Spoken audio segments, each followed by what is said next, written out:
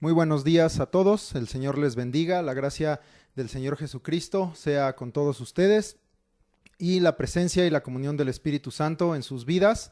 Sabemos que la palabra de Dios dice en el libro de los Romanos que a los que aman a Dios, todas las cosas les ayudan a bien, y usualmente ponemos esto en el contexto de cosas difíciles o cosas adversas, pero ahí dice todas las cosas.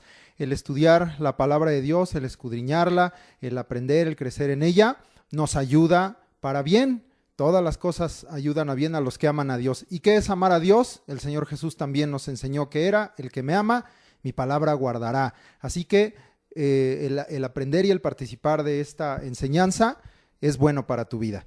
Recíbelo así, de esta manera, y entonces también así estarás preparado como una tierra fértil, como un buen campo, para que esta semilla sea sembrada y fructifique al 30, al 60 y al 100 por uno, para la gloria de Dios. Que el Señor te bendiga en esta hora y vamos a iniciar. Escuela de Crecimiento Espiritual para este domingo 3 de octubre del 2021. Ebenezer, hasta aquí nos ha ayudado Jehová y hasta aquí nos ha permitido el Señor seguir conociendo, y queremos conocer más de Él. Vamos a estudiar el día de hoy el libro profético de Joel y tenemos por título: El día de Jehová está cercano. Vamos a estudiar todo lo que está en el contexto de Joel, pero tomamos al final por tema central de todo esto el hablar del día de Jehová. Por eso nuestro título y tema: El día de Jehová está cercano. Antes de iniciar esta clase de Joel, quiero hacer solamente un comentario o un par de comentarios con respecto a la clase de Abdías. Primero, bueno, para los que les gusta, les interesa los nombres, porque por ahí me preguntaron, les puedo dar con todo gusto el significado del nombre Abdías. Este nombre es muy hermoso y significa sirviendo a Jah o sirviendo a Jehová. Abdías significa sirviendo a Jah. Es un nombre que tiene un significado hermoso y que tiene una importancia también. Pues seamos todos en ese sentido Abdías, los que estemos sirviendo a Jehová. Pero quiero hacerte un comentario que el Espíritu me dio la noche posterior al día que yo grabé esta clase. Yo en la clase anterior de Abdías mencioné que en el Nuevo Testamento Edom o los edomitas no están ya más mencionados por ese nombre, ¿verdad? Solamente Esaú, pero por el nombre de la nación o del pueblo de Edom ya no están mencionados. Pero en la madrugada el Espíritu me despertó y me dijo: sí están mencionados, y te voy a decir un nombre, una palabra. Y me puso así esta palabra en mi mente: Idumea, Idumea, Idumea. 3 veces me lo dijo. Entonces yo recordé, es una palabra que ya había yo escuchado alguna vez. El hermano Ernesto nos había enseñado por ahí de los Herodes que reinaron, que gobernaron allí en Judea, y que eran idumeos estos. Entonces me quedé pensando en este asunto. Lo de los Herodes no está mencionado en la palabra, pero dije, bueno, sí está en la palabra Idumea, y le pregunté al Señor en esa misma madrugada por qué me hacía esta anotación. Y me decía el Señor: porque porque mi nombre es grande sobre todas las naciones, incluyendo a Edom, y sobre todas las naciones que fueron y que son y que serán. Mi nombre es grande, y a mi nombre se ofrece incienso y ofrenda limpia desde el cabo de la tierra hasta el otro cabo, del norte al sur, del oriente al poniente. Y me decía el Señor también: porque yo he redimido para Dios el Padre de todo linaje y lengua y pueblo y nación. Entonces esos dos pensamientos que están en la palabra de Dios me dejó el Señor con respecto a los de Edom. Te voy a decir entonces el sentir que me dio el Espíritu. Acompáñame muy rápidamente a Marcos 3, 7 y 8. Y como no es clase de Abdías, pues me apuro con este comentario, pero tenía que darlo. Entonces, ¿qué me dijo el Espíritu? No está Edom ya como pueblo, pero de cada pueblo, aunque hay pueblos que son duros, que son rebeldes a mí, que son desobedientes, hay quienes me aman, hay quienes creen en mí, y de cada pueblo, lengua, tribu, nación, a lo largo de todos los tiempos, yo he salvado y yo salvaré, aunque sea uno o algunos. Pensaba yo en el caso, por ejemplo, de Ruth, siendo Moab un pueblo que siempre fue rebelde a Dios, pero Ruth, la moabita, ella creyó en Jehová. Pensaba yo, por ejemplo, Babilonia, un pueblo totalmente pagano y lleno de costumbres abominables delante de Dios. Sin embargo, Nabucodonosor, después del trato de Dios, creyó en él y confesó que todo poder y autoridad y gobierno eran del Dios Altísimo y que si él era algo era por causa de Jehová. Entonces, el mismo caso de Ciro en Persia, que fue declarado en las propias escrituras como pastor y como siervo de Jehová y como ungido de Jehová. Entonces, este es el sentir que me dijo el Señor. Y entonces, ¿dónde están mencionados? ¿Y qué tiene que ver esta palabra Idumea? Idumea se encuentra en Marcos 3, voy a leer versículos 7 y 8, pero está en el 8. Idoumaía, esta palabra, aunque es griega, viene de un término en hebreo. ¿Y qué término crees que es este? Edom, rojo. Entonces, exactamente Idumea es la traducción o la adaptación griega que se hizo del nombre Edom. Idumea es una región, recuerda que el Imperio Romano pues nombró provincias, regiones como Judea, como Galilea, y la que estaba al sur de la reunión de la provincia o de la región de Judea era precisamente Idumea. Esta región Idumea ocupaba el desierto de Sin y ocupaba lo que había sido la región de Edom, el reino, la nación de Edom, y se llamaba ahora Idumea. Y mira lo que dice Marcos, que te dije, Marcos 3, 7 y 8, en el contexto de que el Señor me dijo que de todo pueblo, linaje, lengua, tribu y nación, Él ha redimido para Dios. Y que porque en todo lugar se ofrece a su nombre incienso y ofrenda limpia, para que sepamos y entendamos que es grande su nombre sobre todas las naciones, sobre toda la tierra, aún sobre las rebeldes o sobre las frías o tibias o sobre las incrédulas. Muy bien, Marcos 3, 7 y 8 dice: Mas Jesús se retiró al mar con sus discípulos y le siguió gran multitud de Galilea, pero mira también de dónde, y de Judea, de Jerusalén, de Idumea. Allí estaban los pues que habían quedado viviendo en esa región o que eran los pocos que habían quedado en el caso de Edom. Del otro lado del Jordán y de los alrededores de Tiro y de Sidón, pues esto era al revés, al norte, oyendo cuán grandes cosas hacía, grandes multitudes vinieron a él. Bueno, entonces te dejo solamente ese comentario y me dejó pues muy inquieto el espíritu porque yo ya había grabado la clase anterior y me despierta en la madrugada con este pensamiento y dije, pues mi clase está mal. Pero bueno, al final entendí que no es que estuviera mal el comentario. Edom como nación, en efecto, desapareció por completo, pero quería el Señor hacerme entender que aún de esos duros y rebeldes y soberbios edomitas, hubo quienes creyeron en él. Y esto es para darle gloria al Señor, que aún en los lugares más duros, hoy podríamos pensar en lugares en el oriente, la India, China, Corea del Norte, Japón, quizá otras naciones que tengan religiones, culturas diferentes y pensemos que ahí no hay quien crea, pues dice el Señor, en todo lugar mi nombre es adorado y mi nombre es levantado. Gloria a Dios por ello. Bueno, pues ahora sí, con ese comentario de Abdías, vamos a entrar, ahora sí, al libro profético de Joel. Hoy vamos a estudiar los 3 capítulos de Joel.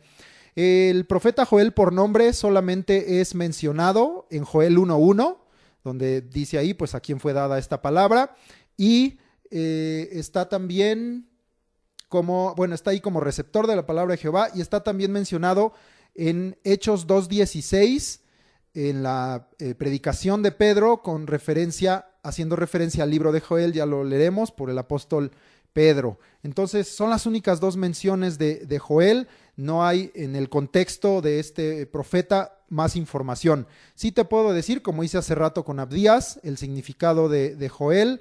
Joel significa Jehová Dios, o Jehová es su Dios, pero así las 2 partículas que utiliza, pues Ya o Ja y Él, pues son los nombres para Jehová, y Él pues es Dios. Entonces Jehová Dios, o Jehová es Dios, o Jehová es su Dios.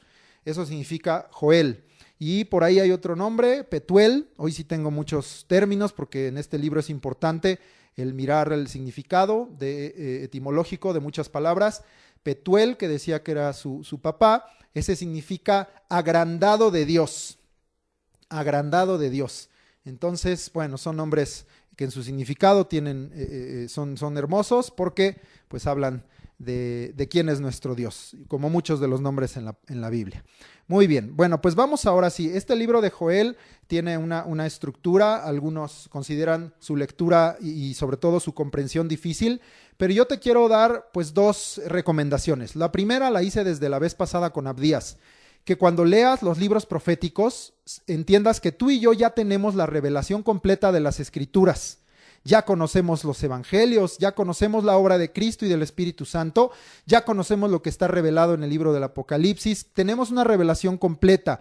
Entonces ya sabemos que la Biblia desde el principio hasta el final nos habla de Jesucristo y de la obra de Jesucristo, y debemos mirar los libros proféticos en ese contexto. No hay que el cumplimiento de las profecías sin la obra de Cristo. No, mucho de lo que vamos a leer aquí, y está ligado también con el libro Apocalipsis, pues tiene que ver con la obra de Jesucristo que ya ha sido hecha con la primera vez que Él vino a esta tierra, pero también con la segunda venida de Jesucristo para el cumplimiento de los juicios de Dios sobre esta tierra. Entonces, la primera recomendación, lee los libros proféticos entendiendo que el cumplimiento de los mismos, de las palabras que están ahí, tiene que ver con la obra de Jesucristo desde el principio hasta el final. La segunda recomendación con respecto al libro de Joel es que muchos lo estudian buscando qué no dice Joel. Como dicen por ahí la frase, encontrar el hilo negro, encontrar el mensaje escondido, lo toman como un libro en un sentido como muy místico, muy profundo, y entonces muchas veces lo leen buscando pues lo que no está escrito en Joel o cómo conectarlo con otras cosas. Y yo te recomiendo que hagas al revés. ¿Cómo debes leer y estudiar Joel? Lee lo que sí está escrito, no lo que no está escrito. Lee y estudia y recibe lo que sí está escrito en el libro de Joel. Hay otras cosas que al leer otros libros de la palabra, pues te van a complementar y vas a decir, ahora ya conecto esto, ahora ya entiendo esto, y vas a ir conectando las ideas. Pero el libro de Joel es más, en un sentido es más sencillo de lo que muchos piensan, evidentemente no en su contenido, en su contexto es muy profundo, pero me refiero en cuanto a su lectura, tenemos que ser pues lo más literales, hay que estudiar de Joel lo que sí dice Joel y no lo que no dice Joel. Igualmente libros complejos como Daniel o como el propio Apocalipsis, hay que leer lo que está escrito, no lo que no está escrito, porque entonces podemos caer en interpretaciones y en errores doctrinales. Muy bien, tiene una estructura el libro de Joel, la cual he dividido de esta forma, y nos habla primero de lo que yo llamaré en esta clase la destrucción. Primero, la primera parte de la que Dios habla es de la destrucción. La segunda parte nos habla de el día de Jehová. La tercera parte nos habla del Dios misericordioso y clemente. La cuarta parte, la cuarta estructura de este libro nos habla de la obra de Dios en la tierra. Aquí hablaremos de Cristo y del Espíritu Santo. Y la siguiente parte nos habla del juicio de las naciones y finalmente la esperanza de su pueblo. Y verás, al final lo concluiré quizá con una frase final, una conclusión, pero todo esto está ligado, la destrucción y el día de Jehová, pero también el Dios misericordioso y clemente, la obra del Señor por medio de Cristo y del Espíritu en la tierra, para llegar al juicio de las naciones y a la esperanza de su pueblo o para su pueblo. Eso es la estructura. Vamos entonces, pues parte por parte y vamos leyendo prácticamente versículo por versículo, haremos los comentarios, pero menciono las secciones. Iniciamos. Dije que la primera parte era la destrucción, para que no haya malentendido con respecto a esta palabra destrucción que es usada aquí en el propio libro de Joel. Te quiero dar la definición, el término destrucción en hebreo es shod y significa violencia, furia o devastar. Violencia, furia o devastar. Entonces, para que tengas el contexto de a qué se refiere con destrucción, violencia, furia o devastar. Esta primera sección de la destrucción está en Joel 1, del 1 al 20. Leemos, versículo 1, palabra de Jehová que vino a Joel, hijo de Petuel. Bueno, ese versículo ya lo explicamos, solo es mencionado que él es receptor de la palabra de Jehová, este siervo Joel, cuyo nombre es Jehová es su Dios o Jehová Dios, hijo de Petuel, hijo del agrandado de Dios. Es un siervo de Dios, evidentemente, y que recibió por el Espíritu Santo esta revelación, pero no hay más información. Leemos versículo 2. Oíd esto, ancianos, y escuchad todos los moradores de la tierra. ¿Ha acontecido esto en vuestros días o en los días de vuestros padres? De esto contaréis a vuestros hijos y vuestros hijos a sus hijos y sus hijos a la otra generación. Muy bien, entonces nos da una introducción de a quién se dirige y también pues de la trascendencia de lo que está escrito. Esta palabra de Dios está escrita para todos, porque habla de todos los moradores de la tierra, pero requiere de mayor atención en los ancianos, en aquellos que gobiernan. Aquí no solamente hablaremos en el sentido de ancianos, hablará después de sacerdotes, de ministros de Dios. Entendemos a los ancianos como aquellos que tienen mayor sabiduría, mayor experiencia, mayor conocimiento, también han vivido más, han visto más cosas, reciben un mayor testimonio que alguien más joven, y en cuanto a los que gobiernan. Entonces, esta palabra es para que todos la oigamos, pero para que aquellos que están en gobierno, en una posición de autoridad, tengan mayor atención y cuidado todavía. También te decía yo, los ancianos pues ya han visto, en el sentido de edad, aquí sí, obras de Dios por el propio tiempo y pueden dar un testimonio mayor. Por eso es que Dios les dice, si ha acontecido esto en vuestros días, que piensen, que hagan memoria, si algo como lo que va a ser narrado aquí, no lo ha dicho, pero esto que está aquí a punto de ser narrado, esta profecía, piensen si ha sucedido algo tan grande, tan terrible como esto. Dios habla que traerá algo, ahorita lo veremos, sobre su pueblo que no se ha visto ni se ha oído antes. El libro de Joel nos manifiesta a Dios como el Dios todopoderoso en todos los sentidos. Por eso es todopoderoso, no es solo poderoso, porque tanto es poderoso para salvar, para perdonar, como es poderoso para juzgar y para castigar. Es poderoso en misericordia y es poderoso en ira, en furor y en venganza. Por eso es un Dios todopoderoso. Joel, el libro de Joel, es uno de los libros que nos manifiesta a Dios y a Jesucristo como el Dios todopoderoso, porque las cosas que están aquí escritas de Jesucristo hablan de un Dios que tuvo el poder para dar su vida y volverla a tomar y salvarnos a todos, pero también ahora viene con poder y autoridad para juzgar. Es el Dios todopoderoso lo que Joel manifiesta. Leímos también el versículo 3. Esto que Dios hará, que ahora lo leeremos en un momento, trasciende las generaciones. Y esa es la gran diferencia entre historia y la palabra de Dios, y aún más una profecía, porque la historia se pierde. Esa puede mantenerse o perderse con el transcurso del tiempo, pero esto no es historia, estos son testimonios de Dios, y los testimonios de Dios son firmes y permanecen para siempre. Así está escrito en el libro de Isaías, capítulo 25:1, de la firmeza de los testimonios de Dios y de sus consejos. Jehová, Isaías 25:1, Jehová, tú eres mi Dios, te exaltaré, alabaré tu nombre, porque has hecho maravillas, tus consejos antiguos son verdad y firmeza. Los testimonios de Dios son firmes y permanecen para siempre. No es solamente historia esto que está aquí narrado. Vamos a continuar leyendo. Y trascenderá de generación en generación. Tanto así que hoy estamos hablando de estas palabras que están aquí en el libro de Joel. Muy bien, versículo 4. Lo que quedó de la oruga comió el saltón, y lo que quedó del saltón comió el revoltón, y la langosta comió lo que del revoltón había quedado. Está descrita una primera obra del Todopoderoso, y esa obra es la destrucción. Es exactamente el término: violencia, furia y devastar o devastación. Para que te quede claro que esta es una obra del Señor, me voy a adelantar al versículo 15, lee rápidamente, aunque ahorita lo vamos a volver a tomar. Ay del día, porque cercano está el día de Jehová, y dice, y vendrá como destrucción por el Todopoderoso, vendrá como violencia, vendrá como furia, vendrá como devastación por el Todopoderoso. Entonces la primera obra que está aquí describiendo y que se está profetizando es que vendrá destrucción. Nos habla de 4 seres, de 4 animalitos: la oruga, el saltón, el revoltón y la langosta. Estos 4 animalitos en realidad son el mismo, es la langosta en 4 diferentes etapas. Los propios términos nos lo van a dar a entender. Oruga, que en hebreo es jasil, con K al principio, jasil, significa devastador. Si te fijas, es un término pues similar al de destrucción. Entonces la oruga en esa etapa de este insecto viene y devasta.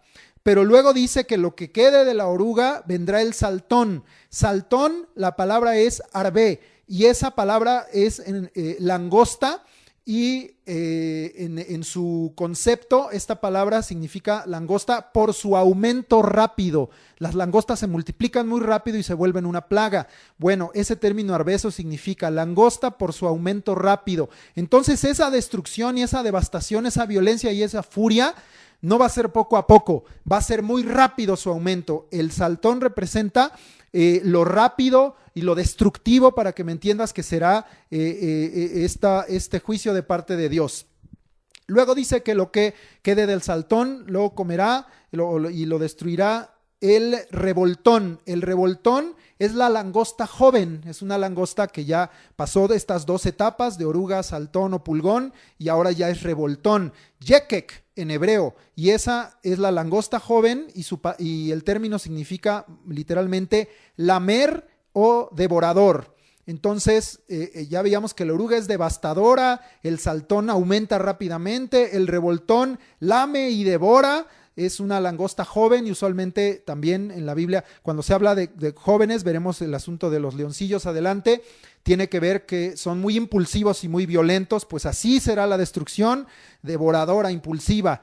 Y lo que deje el revoltón, dice que lo comerá la langosta, y aquí otra vez es el término arbé.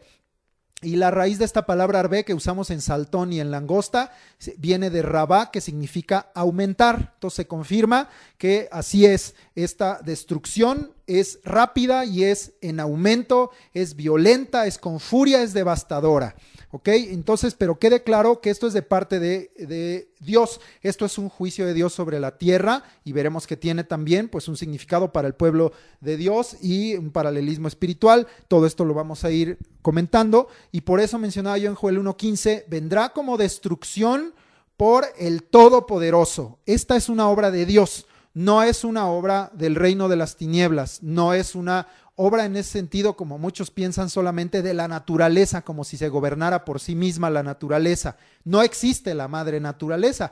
Eso es un concepto pagano, eso es un concepto que viene de Grecia. Entonces no existe tal. Dios es el que está en control de la naturaleza, y veremos hoy incluso que es su ejército o parte de su ejército. Entonces tengamos claro que Dios lo primero que está revelando es que va a venir una destrucción, va a venir un tiempo de destrucción, y muchos otra vez les cuesta trabajo recibir este tipo de palabras, pero acompáñame a Habacuc 3, versículos 5 y 6 y versículo 12. Después tú le completa esta oración del profeta Habacuc sobre Sigionot, y verás cómo Dios, cuando ya trae juicio, viene con destrucción, viene con devastación. Habacuc 3, 5, 6 y 12. Delante de su rostro iba mortandad, está hablando de Dios, y a sus pies salían carbones encendidos. Se levantó y midió la tierra, miró e hizo temblar las gentes. Los montes antiguos fueron desmenuzados, los collados antiguos se humillaron, sus caminos son eternos. Versículo 12. Con ira hollaste la tierra, con furor trillaste las naciones. Esa frase final tiene mucho que ver con el mensaje de Joel, porque habla siempre esos 2 paralelismos: la tierra juzgada, pero también en el sentido de las naciones, el hombre, la humanidad, los pueblos juzgados también. Entonces, pero dice que cómo viene ese juicio de Dios: con ira y con furor. Y viene entonces, usando otra vez el término de Joel, destrucción. Muy bien, este versículo era amplio de explicar, pero para que entiendas de lo que está hablando el Señor. Veremos ahorita, insisto, que no solo es un juicio sobre las cosechas, sobre el cultivo, sobre la tierra, sino es un juicio que tiene que ver también con la destrucción de naciones. Versículo 5. Despertad, borrachos, y llorad, gemid todos los que bebéis vino a causa del mosto, porque os es quitado de vuestra boca. Esta destrucción de la tierra traerá llanto, traerá gemido, traerá escasez de bienes de la tierra, como es el caso de la vid, que estaban usando para emborracharse los hombres. Y nos muestra un pueblo, nos habla de un pueblo o de los hombres, y dice que son un pueblo dormido y un pueblo borracho. Y un pueblo borracho no es sensato, no está en sus cabales, en sus 5 sentidos, no está sobrio y por lo tanto no está atento precisamente a estas advertencias de parte de Dios. Entonces, ahorita comentaremos un poco más de lo que Dios quiere, qué tipo de pueblo quiere que seamos, pero lo que sí te aseguro es que no quiere un pueblo borracho y dormido y que use los bienes de la tierra para su mal. Esta destrucción entonces traerá gemido, llanto y escasez de bienes a la tierra. Pero seguimos leyendo. 6. Porque pueblo fuerte e innumerable subió a mi tierra. Sus dientes son dientes de león y sus muelas, muelas de león. Entonces la destrucción también tiene un sentido hacia el pueblo, porque dice, subió a mi tierra. Aquí vamos a ver entonces, como te dije, que habla de destrucción sobre el pueblo y después veremos sobre las naciones. Pero este mensaje tenía que ver también con el comportamiento del pueblo de Dios y con lo que Dios iba a traer. Esto en ese sentido tiene una aplicación profética medianera, la destrucción de Israel, de Judá y de Jerusalén, y también tiene una dimensión profética a largo plazo, en el sentido del juicio sobre todas las naciones. Pero aquí está advirtiendo hacia mi tierra, hacia su propio pueblo. La destrucción tiene un sentido hacia el pueblo y dice que vendrá, así como la langosta leímos en el contexto que tiene un aumento rápido, así vendrá un pueblo fuerte e innumerable, que como la langosta se va a multiplicar. Por eso te digo que lo que está escrito arriba sí son juicios sobre la tierra, pero también tienen paralelismos proféticos con cómo Dios mueve las cosas en esta tierra, sean los insectos como ejército suyo, o sean naciones enteras, gente de guerra, y que son los ejércitos que Dios usa para sus propósitos. En este caso, destrucción y devastación. Entonces vendrá como langosta con aumento rápido, un pueblo fuerte e innumerable que subirá. Y ahí está muy interesante porque aquí tradujeron 2 veces león. Sus dientes son dientes de león, sus muelas, muelas de león. Pero este pueblo fuerte e innumerable que subirá es como un león. ¿Y cómo es un león? Pues es devorador, ¿verdad?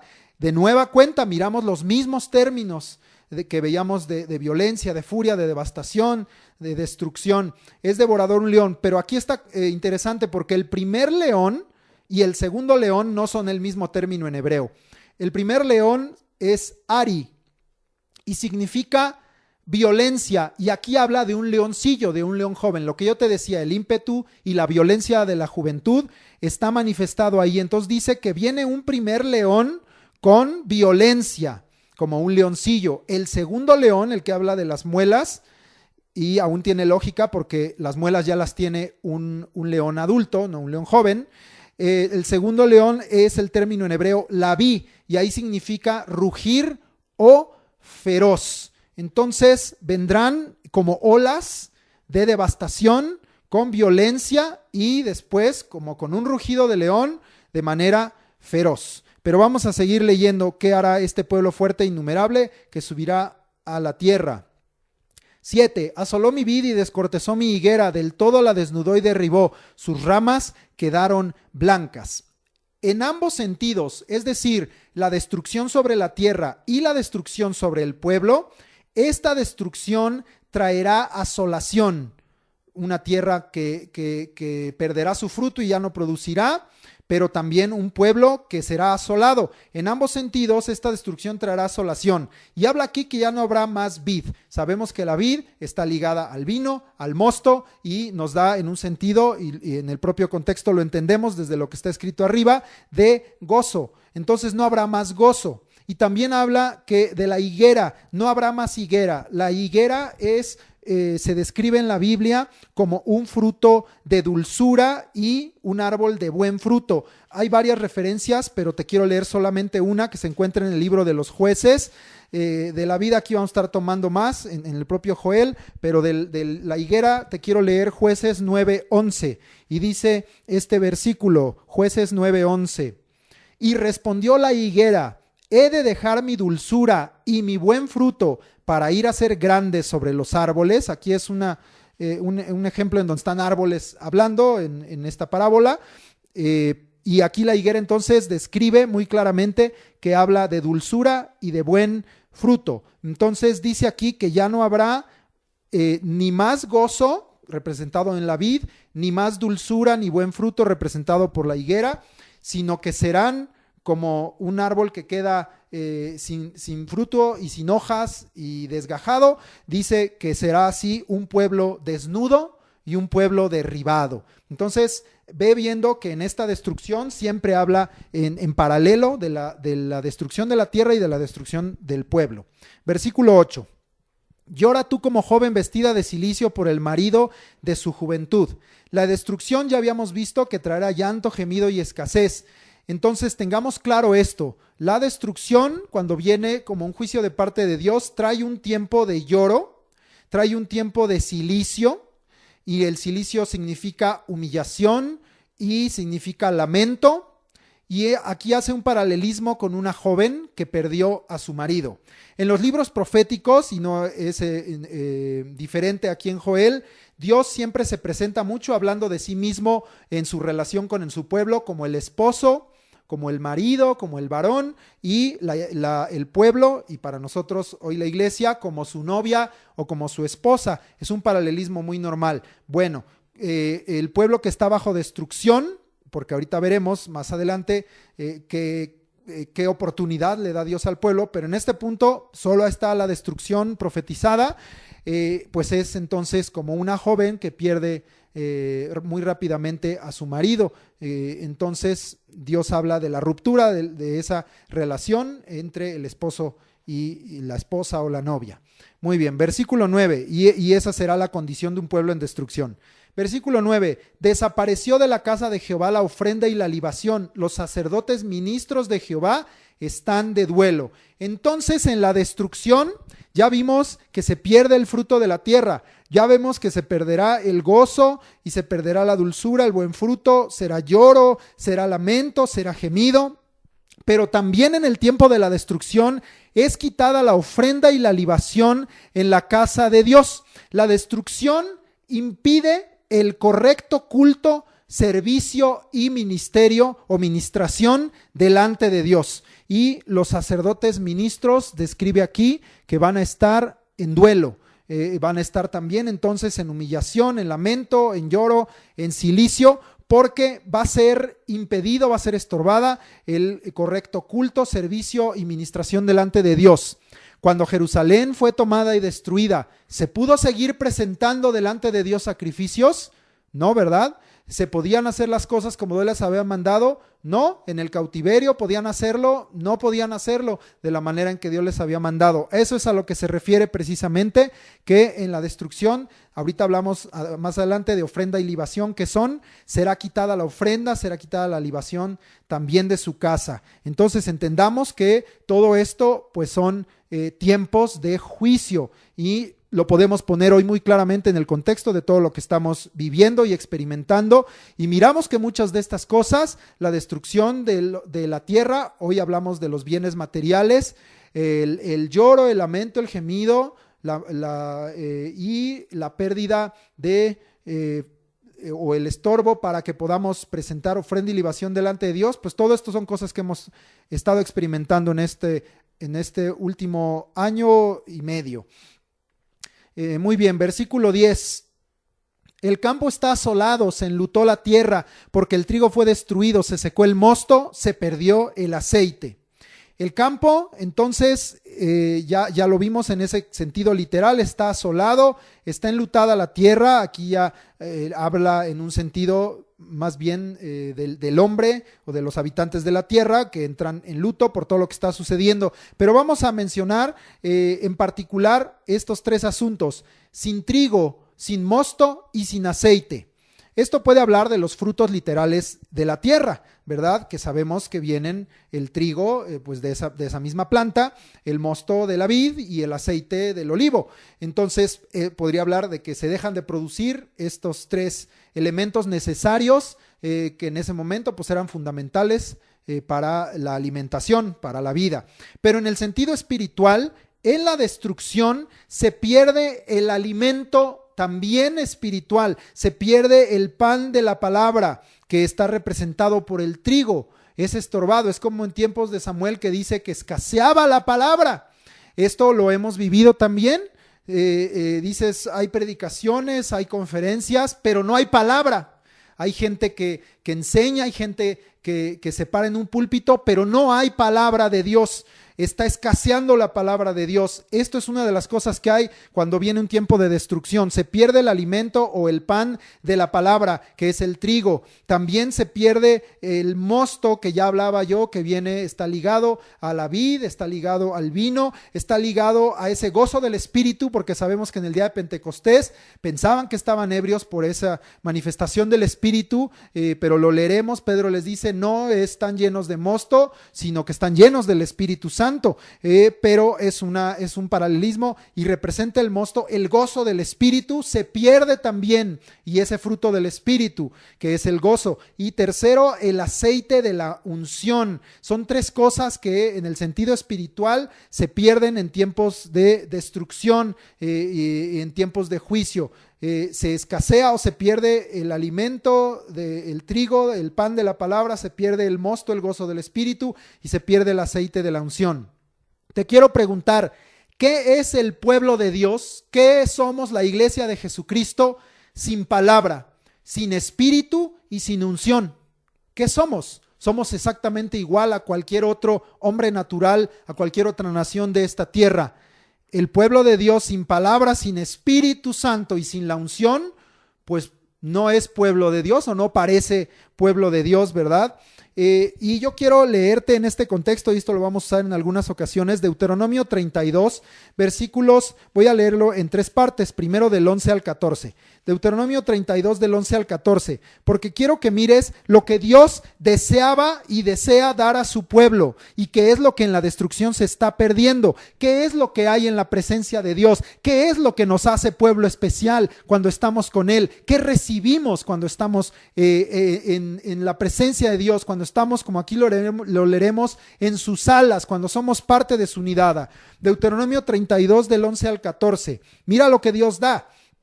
Como el águila que excita su nidada, revolotea sobre sus pollos, extiende sus alas, los toma, los lleva sobre sus plumas. Jehová solo le guió, y con él no hubo Dios extraño. Lo hizo subir sobre las alturas de la tierra, y comió los frutos del campo, e hizo que chupase miel de la peña, y aceite del duro pedernal, mantequilla de vacas y leche de ovejas, con grosura de corderos y carneros de Basán, también machos cabríos. Con lo mejor del trigo y de la sangre de la uva bebiste vino. El trigo, el mosto o el vino, el aceite, todo está aquí descrito, que es lo que Dios da cuando el pueblo está en su presencia. Pero vamos a leer en Deuteronomio 32 ahora del 15 al 18, cómo le paga o cómo se comporta el pueblo, por qué viene la destrucción. 15 al 18, pero engordó Jesurún y tiró coces, engordaste, te cubriste de grasa. Entonces abandonó al Dios que lo hizo y menospreció la roca de su salvación. Le despertaron a celos con los dioses ajenos, lo provocaron a ira con abominaciones. Sacrificaron a los demonios y no a Dios, a dioses que no habían conocido, a nuevos dioses venidos de cerca que no habían temido vuestros padres. De la roca que te creó te olvidaste, te has olvidado de Dios, tu creador. Y entonces viene la ira de Dios, viene la destrucción, viene la devastación. Deuteronomio 32 del 19 al 24. Y lo vio Jehová y se encendió en ira por el menosprecio de sus hijos y de sus hijas, y dijo: esconderé de ellos mi rostro, veré cuál será su fin, porque son una generación perversa, hijos infieles. Ellos me movieron a celos con lo que no es Dios, me provocaron a ira con sus ídolos. Yo también los moveré a celos con un pueblo que no es pueblo, los provocaré a ira con una nación insensata, porque fuego se ha encendido en mi ira y arderá hasta las profundidades del Seol, devorará la tierra y sus frutos, eso lo estamos viendo en Joel, y abrazará los fundamentos de los montes. Yo amontonaré males sobre ellos, emplearé en ellos mis saetas, consumidos serán de hambre y devorados de fiebre ardiente y de peste amarga. Dientes de fieras, ¿te acuerdas lo del león? Enviaré también sobre ellos, con veneno de serpientes de la tierra. Y tú puedes ahí seguir leyendo. Entonces regresamos a nuestro contexto en Joel y miramos precisamente la pérdida del trigo, del mosto, del aceite, pero al leer Deuteronomio entendemos que es algo que Dios ya les había advertido y que el pueblo lo perdió por su conducta delante de Dios. Versículo 11. Confundíos labradores, gemid viñeros por el trigo y la cebada, porque se perdió la mies del campo. La destrucción trae confusión, porque dice que el labrador es confundido, es decir, la tierra ya no es preparada para ser sembrada. Y también trae gemido, ahí habla de los viñeros, es decir, el fruto ya no es cosechado. Ya no se prepara la tierra, ya no se siembra, ya no se cosecha. La destrucción trae confusión, trae gemido, se pierde la cosecha. Aquí habla del trigo, habla de la cebada, pero habla también que se pierde la mies del campo. Obreros confundidos y gimiendo que ya no hacen la labor de obreros en la mies. Esto también se seguirá comentando aquí en el libro de Joel, pero yo creo que vas entendiendo este asunto. En los tiempos de destrucción hay confusión que hace que los obreros de los campos del Señor dejen de preparar la tierra, dejen de sembrar la semilla y dejen también de cosechar lo que ya está listo para ser cosechado. Y hay pérdida de cosecha y de mies en el campo. Versículo 12. La vid está seca y pereció la higuera, el granado también, la palmera y el manzano. Todos los árboles del campo se secaron, por lo cual se extinguió el gozo de los hijos de los hombres. Todo bien de la tierra, todo árbol se seca, no hay más fruto, no prosperará, se extingue el gozo de los hombres. Pero yo quiero hacerte aquí otra pregunta. ¿Debería extinguirse el gozo de los hombres? ¿No es acaso la destrucción un llamado de atención de parte de Dios? ¿Es el fruto de la tierra nuestro gozo o debería ser nuestro gozo aquel que lo da? ¿Te acuerdas que acabábamos de leer Habacuc? Ubícate otra vez ahí en Habacuc 3 y habíamos leído que Dios viene con destrucción. Esta oración de Habacuc en Sigionot tiene que ver también con lo que está aquí en Joel. Pero mira lo que dice en Habacuc 3 del 17 al 19, porque esa es la pregunta. ¿Debería extinguirse nuestro gozo? ¿El gozo está en lo que recibimos o el gozo está en aquel de quien lo hemos recibido? Habacuc 3, 17 al 19, después de toda la destrucción descrita, dice: aunque la higuera no florezca, ni en las vides haya frutos, aunque falte el producto del olivo, y los labrados no den mantenimiento, y las ovejas sean quitadas de la majada, y no haya vacas en los corrales, con todo yo me alegraré en Jehová y me gozaré en el Dios de mi salvación. Jehová el Señor es mi fortaleza, el cual hace mis pies como de ciervas y en mis alturas me hace andar. Al jefe de los cantores sobre mis instrumentos de cuerda. Entonces reflexiona ante lo que sucede en tiempos de juicio y en la destrucción de muchas cosas. Nosotros no debemos de dejar que se extinga el gozo de los hombres. Nuestro gozo debe estar puesto en Dios, en Cristo, en el Espíritu Santo y no en lo que tenemos o en este momento dejamos de tener. Versículo 13. Ceñíos y lamentad, sacerdotes, gemid, ministros del altar, venid, dormid en cilicio, ministros de mi Dios, porque quitada es de la casa de vuestro Dios la ofrenda y la libación. Hay una orden a los sacerdotes y a los ministros de Dios o de mi Dios, como dice aquí. La destrucción, y aquí entonces Dios empieza a dar, ya nos empieza a mostrar que no solo hay destrucción, sino hay oportunidad La destrucción, dice a los sacerdotes y a los ministros de Dios, es tiempo de ceñirse, es tiempo de lamentar, es tiempo de gemir, es tiempo de dormir en cilicio. Esta habla de velar, porque dormir en cilicio sería sumamente incómodo. Estás despierto por ese cilicio, porque es quitada la ofrenda y la libación. Ya hablábamos de esto hace un momento. ¿Qué es la ofrenda?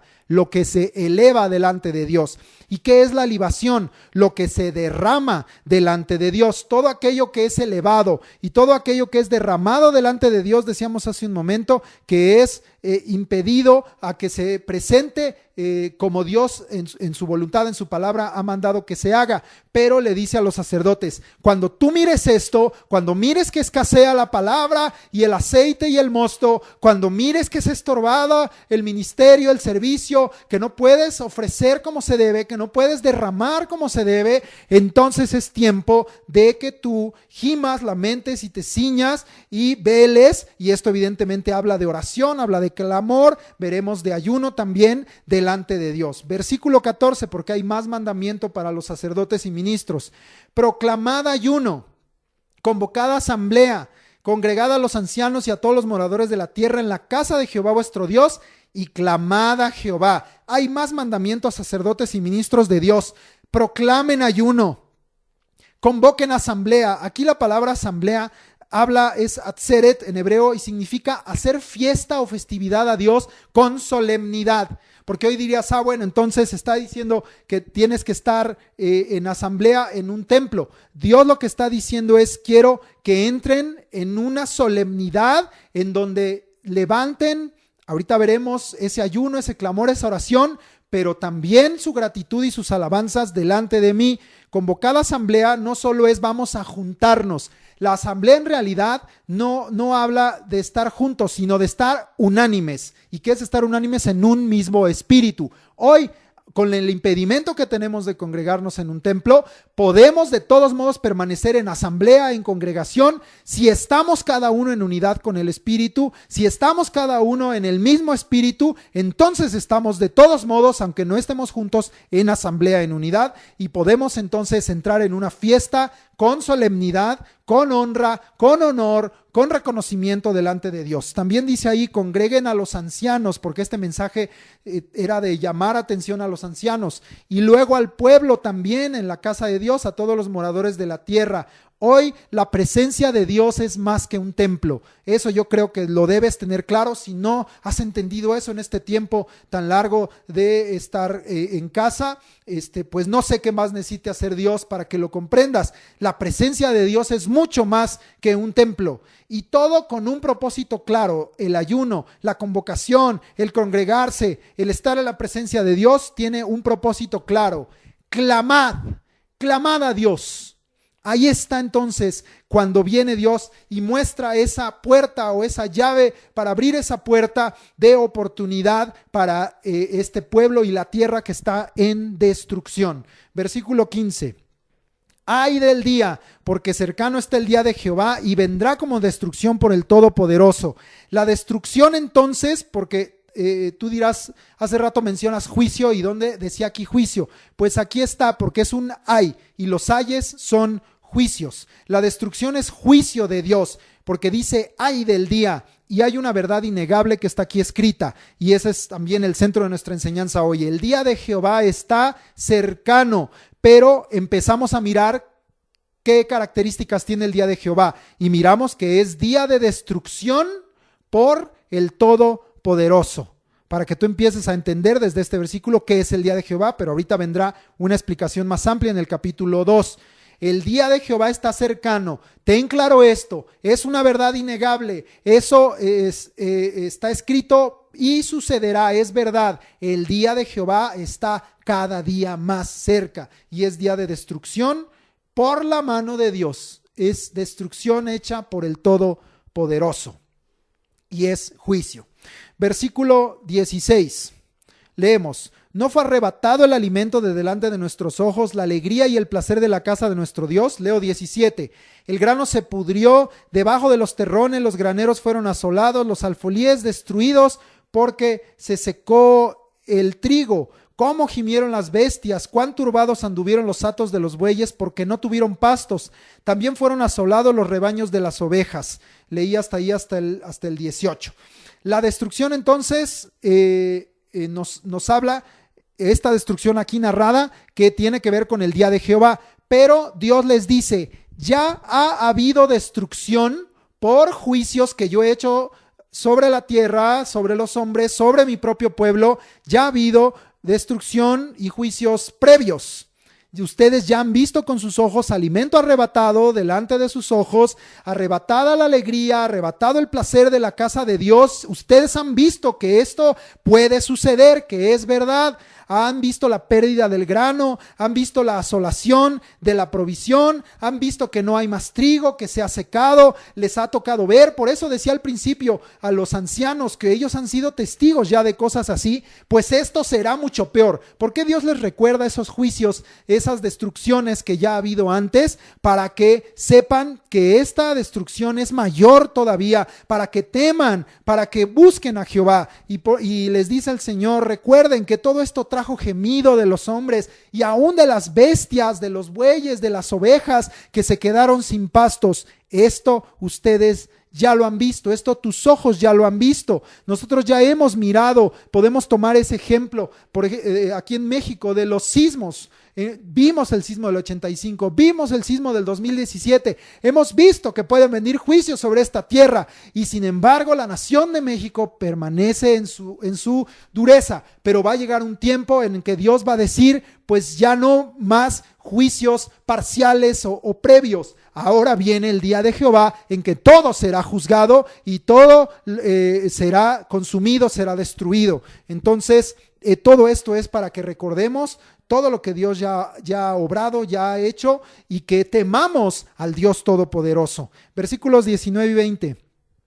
A ti, oh Jehová, clamaré, porque fuego consumió los pastos del desierto y llama abrazó todos los árboles del campo. Las bestias del campo bramarán también a ti, porque se secaron los arroyos de las aguas y fuego consumió las praderas del desierto.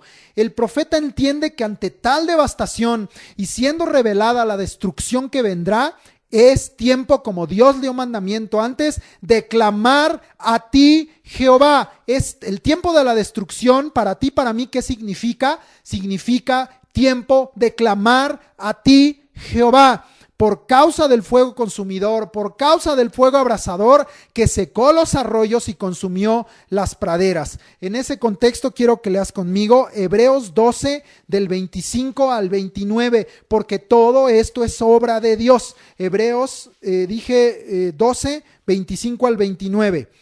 Mirad que no desechéis al que habla, porque si no escaparon aquellos que desecharon al que los amonestaba en la tierra, mucho menos nosotros si desecháremos al que amonesta desde los cielos. La voz del cual conmovió entonces la tierra, pero ahora ha prometido diciendo, aún una vez, y conmoveré no solamente la tierra, sino también el cielo. Y esta frase, aún una vez, indica la remoción de las cosas movibles como cosas hechas para que queden las inconmovibles. Así que recibiendo nosotros un reino inconmovible, tengamos gratitud y mediante ella sirvamos a Dios agradándole con temor y reverencia, porque nuestro Dios es fuego consumidor.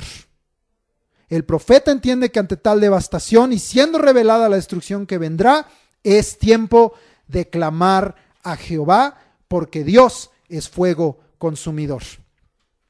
Vamos ahora al capítulo 2, la segunda sección, el día de Jehová. Joel 2, del 1 al 11, el día de Jehová. Leemos versículo 1. Tocad trompeta en Sión y dad alarma en mi santo monte. Tiemblen todos los moradores de la tierra, porque viene el día de Jehová, porque está cercano.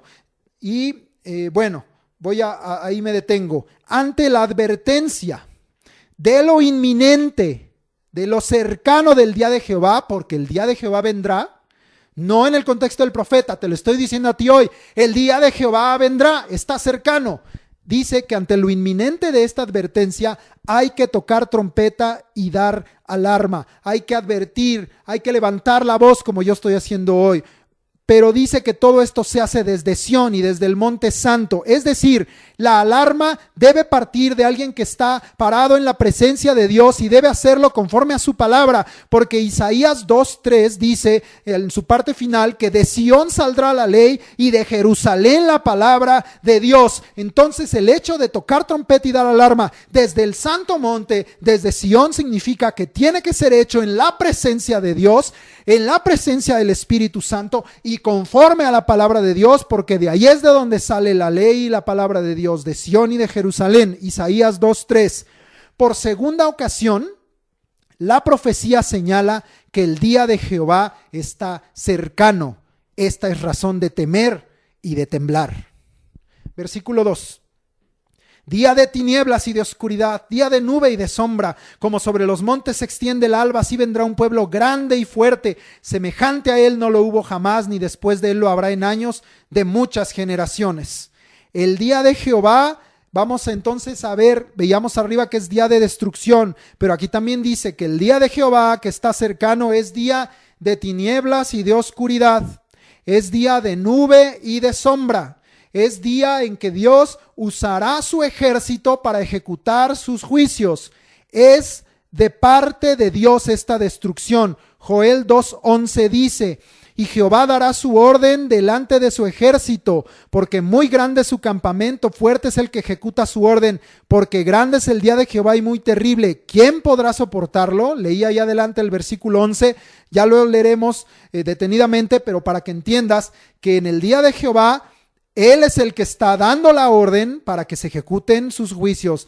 Es de parte de Dios la destrucción. Dios levantará un pueblo grande y fuerte para ello.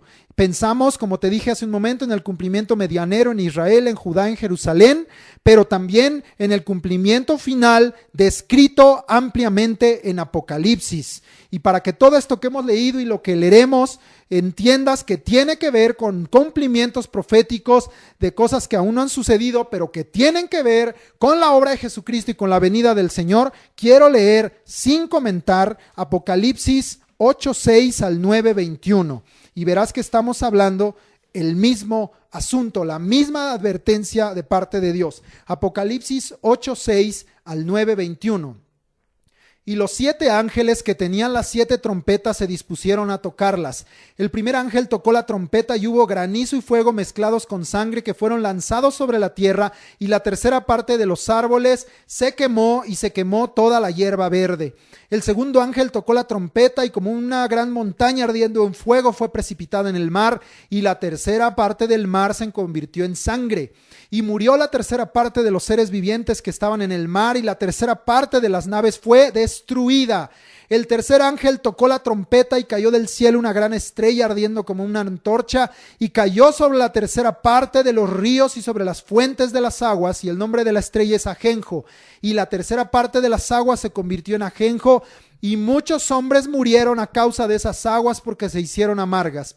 El cuarto ángel tocó la trompeta y fue herida la tercera parte del sol y la tercera parte de la luna y la tercera parte de las estrellas, para que se oscureciese la tercera parte de ellos y no hubiese luz en la tercera parte del día y asimismo de la noche. Y miré y oí a un ángel volar por en medio del cielo diciendo a gran voz: ¡ay, ay, ay de los que moran en la tierra a causa de los otros toques de trompeta que están para sonar los 3 ángeles! El quinto ángel tocó la trompeta y vio una estrella que cayó del cielo a la tierra, y se le dio la llave del pozo del abismo.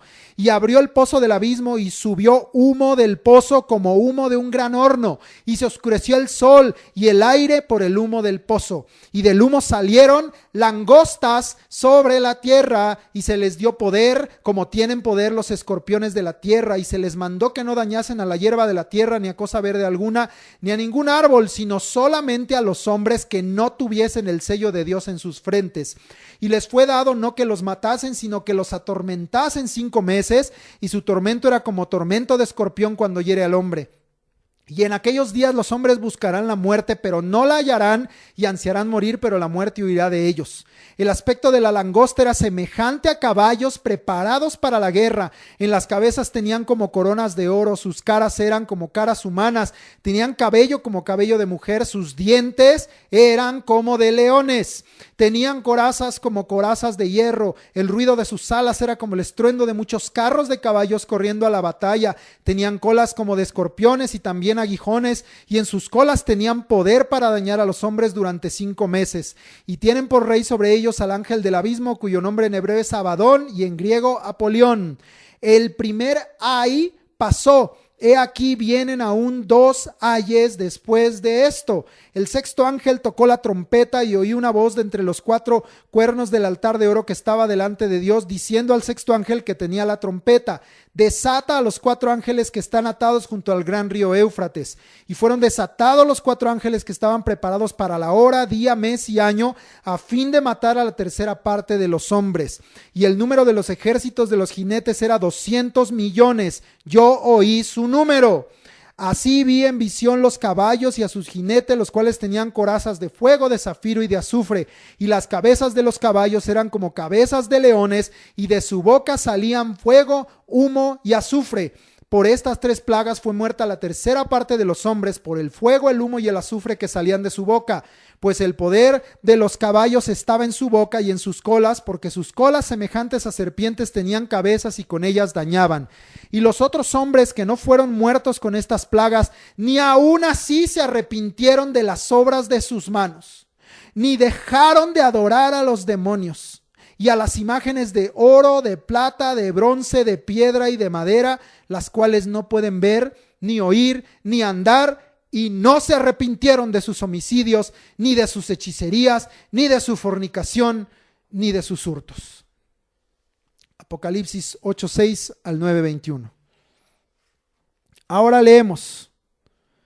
Encontramos notoria similitud en lo que acabamos de leer en Apocalipsis y en lo descrito por el profeta Joel. Vamos a leer de continuo versículos 3 al 10. Y estamos hablando del día de Jehová.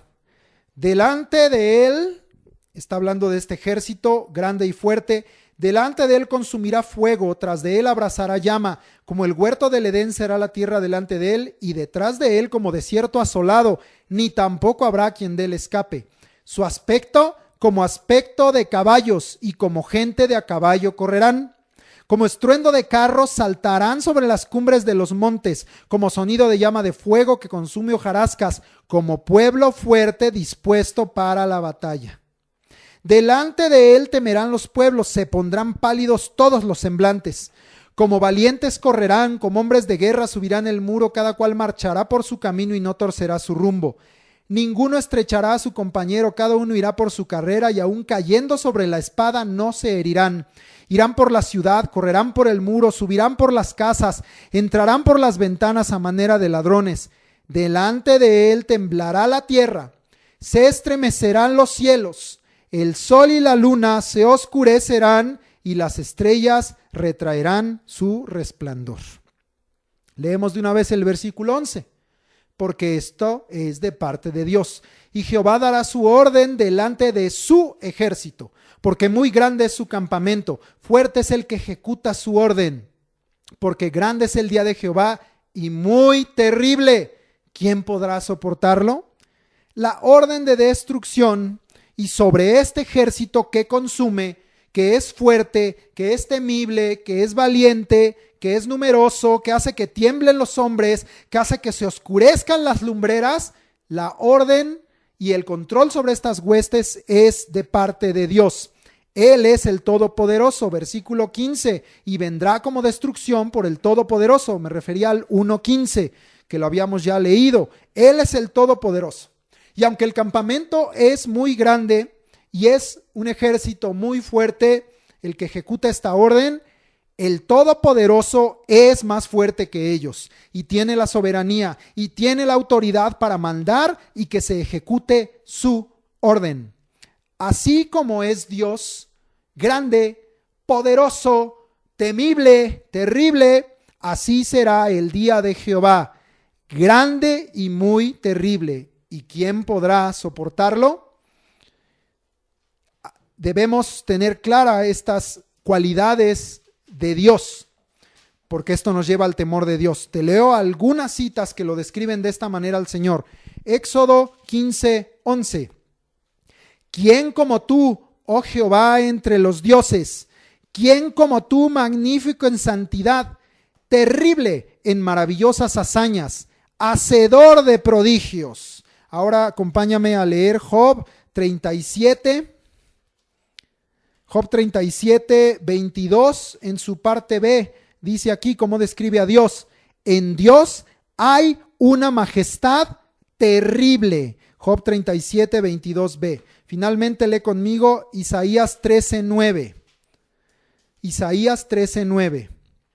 He aquí el día de Jehová viene, terrible y de indignación y ardor de ira, para convertir la tierra en soledad. Eso ya lo entendimos, pero dice, y raer de ella a sus pecadores. Por eso todo el mensaje de Joel es un juicio sobre la tierra, pero también sobre los hombres, sobre las naciones y por supuesto sobre su pueblo, porque el juicio siempre empieza por la casa de Dios. Así será el día de Jehová, como es Jehová, grande y muy terrible. Vamos a la siguiente sección. Joel 2, del 12 al 27. Hemos hablado de la destrucción, hemos hablado del día de Jehová que está cercano, pero Joel en este punto entonces nos habla del Dios misericordioso y clemente. Vamos a leer versículos, esta sección, Joel 2, del 12 al 27, el Dios misericordioso y clemente. Versículos 12 y 13. Por eso pues ahora dice Jehová, convertíos a mí con todo vuestro corazón, con ayuno y lloro y lamento. Rasgad vuestro corazón y no vuestros vestidos, y convertíos a Jehová vuestro Dios, porque misericordioso es y clemente, tardo para la ira y grande en misericordia, y que se duele del castigo. Empieza diciendo aquí, por eso pues, es decir, ante tal advertencia hermanos, que es vigente, ¿qué nos dice Dios? Conviértete a mí de todo corazón, con ayuno, con lloro, con lamento. Rasga tu corazón, no tus vestidos. Conviértete a Jehová tu Dios. Dios nos da esta oportunidad para que no seamos destruidos con la tierra, porque la tierra será juzgada y destruida. Esto es innegable. Y Dios nos da esta oportunidad por causa de sí mismo, no porque nosotros lo merezcamos. Porque Él es un Dios misericordioso, porque Él es un Dios clemente, porque Él es un Dios tardo para airarse, pero ten claro que su ira vendrá. Porque Él es un Dios grande en misericordia, así como Él es un Dios grande en hechos terribles, también es un Dios grande en misericordia. Él es un Dios que se duele del castigo, pero ten claro que castigará a los que no se conviertan a Él, raerá de la tierra a sus pecadores, como leímos en Isaías. El mensaje de Joel es completo. Sí, es un Dios misericordioso. Sí, es un Dios que se duele del castigo. Sí, Él es clemente. Sí, es tardo para la ira, pero su ira vendrá con hechos terribles y destrucción, y castigará a los que no se conviertan a Él. Hay que predicar el mensaje completo. Gloria a Dios. Pero es por causa del Señor. Versículo 14. ¿Quién sabe si volverá y se arrepentirá y dejará bendición tras de él? Esto es ofrenda y libación para Jehová vuestro Dios. Si nos convertimos de todo corazón, Dios se volverá a nosotros. Dios se arrepentirá, es decir, del mal sobre nosotros. Y nos dará, por el contrario, dice aquí, bendición tras de él. ¿Por qué tras de él? Porque es para los que le siguen. Si tú le sigues, entonces recibe la bendición que viene tras de él. Y con esa bendición entonces podremos ofrecer, es restaurada la ofrenda, lo que elevamos delante de Dios, es restaurada la libación, lo que derramamos delante de Dios, es con esa bendición, porque fíjate, la bendición entonces no es para deleites, para la carne, para usarlo para cosas malas, para pecar. La bendición que viene tras de él es para que podamos ofrecer, elevar delante de Dios y libar o derramar delante de Dios lo que es para Jehová nuestro Dios. Para eso es la bendición de Dios. pero esto es para los que se convierten de todo corazón. Versículo 15. Tocad trompeta en Sión, proclamad ayuno, convocad asamblea. Dios ya había hablado que ante la destrucción que nos había dicho, clama, ayuna, llora, lamenta y hazme fiesta con solemnidad. Pero ahora nos da la razón, nos da el propósito de hacerlo. No es lamentarse y morir, no es llorar y deprimirse y morir. Es un lamento, es un clamor de humillación para ser salvados por su misericordia. Dios está pidiendo de aquel que se convierte de todo corazón actos de obediencia, actos de fe. Y aquí nos describe 3. Toca la trompeta, es decir, advierte. Si tú eres un convertido, tienes que estar tocando trompeta y advirtiendo. Si tú eres un convertido, dice, proclama ayuno, es decir, humíllate delante de Dios y enseña a otros a humillarse delante de Dios, invítalos a hacerlo. Y 3, convoca asamblea, celebra delante de Dios. Los convertidos advierten, se humillan y celebran delante de Dios porque Dios está pidiendo esto de ellos. Versículo 16. Reunid al pueblo, santificad la reunión, juntad a los ancianos, congregad a los niños y a los que maman, salga de su cámara el novio y de su tálamo la novia. ¿Cómo debe ser? Es decir, las características o las formas de estos actos de obediencia y de fe delante de Dios.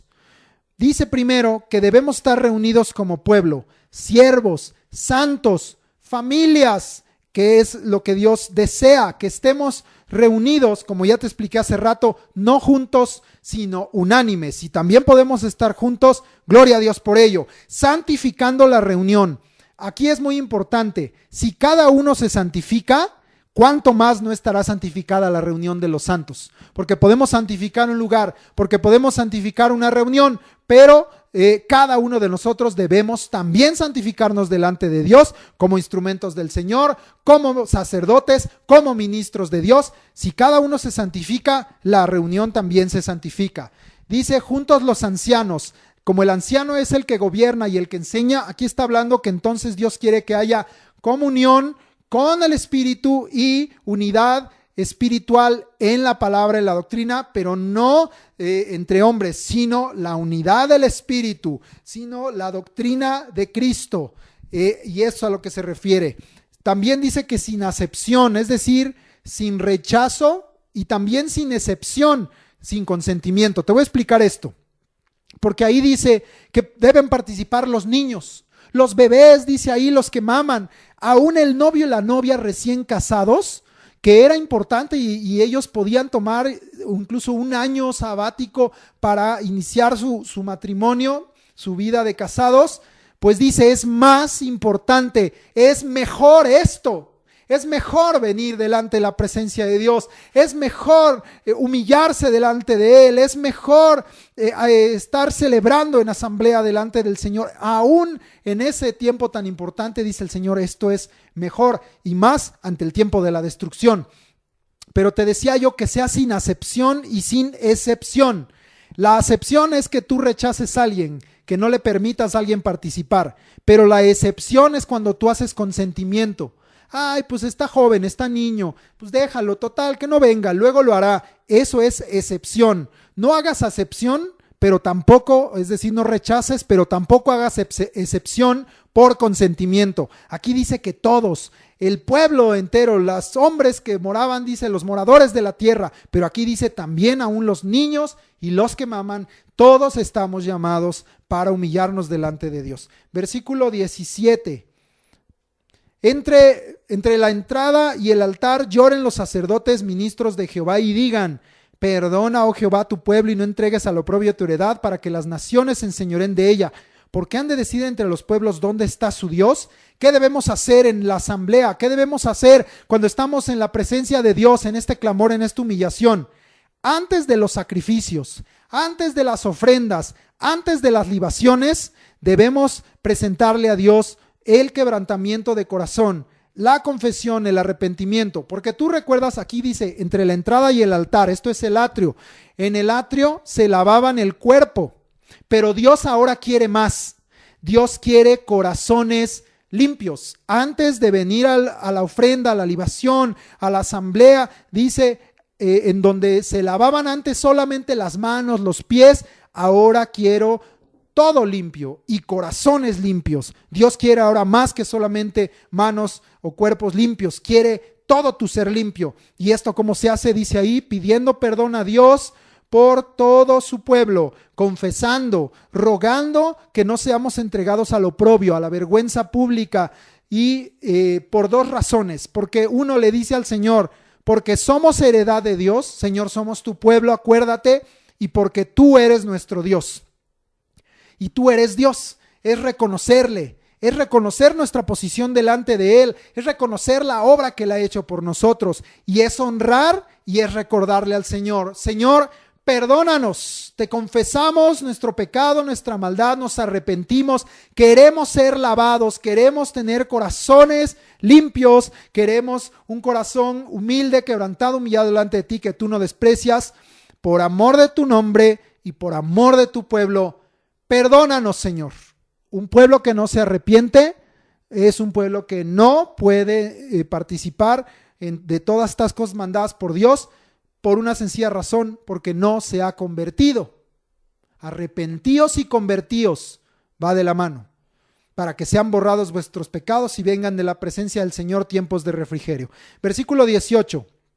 Y Jehová, solícito por su tierra, perdonará a su pueblo.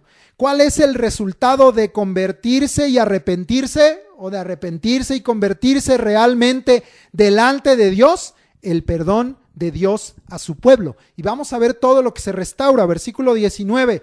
Responderá Jehová y dirá a su pueblo: he aquí yo os envío pan, mosto y aceite, y seréis saciados de ellos, y nunca más os pondré en oprobio entre las naciones. Se restaura la relación con Dios, se restaura la comunicación con Dios. Dios habla, Dios da respuesta a su pueblo. ¿Y cuál es esta respuesta ante la destrucción de todo lo que se había perdido? Yo envío pan, yo envío mosto, yo envío aceite. Él restaura lo que había de ser destruido, y además lo da en abundancia, porque dice que seremos saciados y nos librará para siempre del oprobio, de la vergüenza. Seguimos leyendo, versículo 20. Y haré alejar de vosotros al del norte, y lo echaré en tierra seca y desierta. Su faz será hacia el mar oriental y su fin al mar occidental, y exhalará su hedor y subirá su pudrición, porque hizo grandes cosas.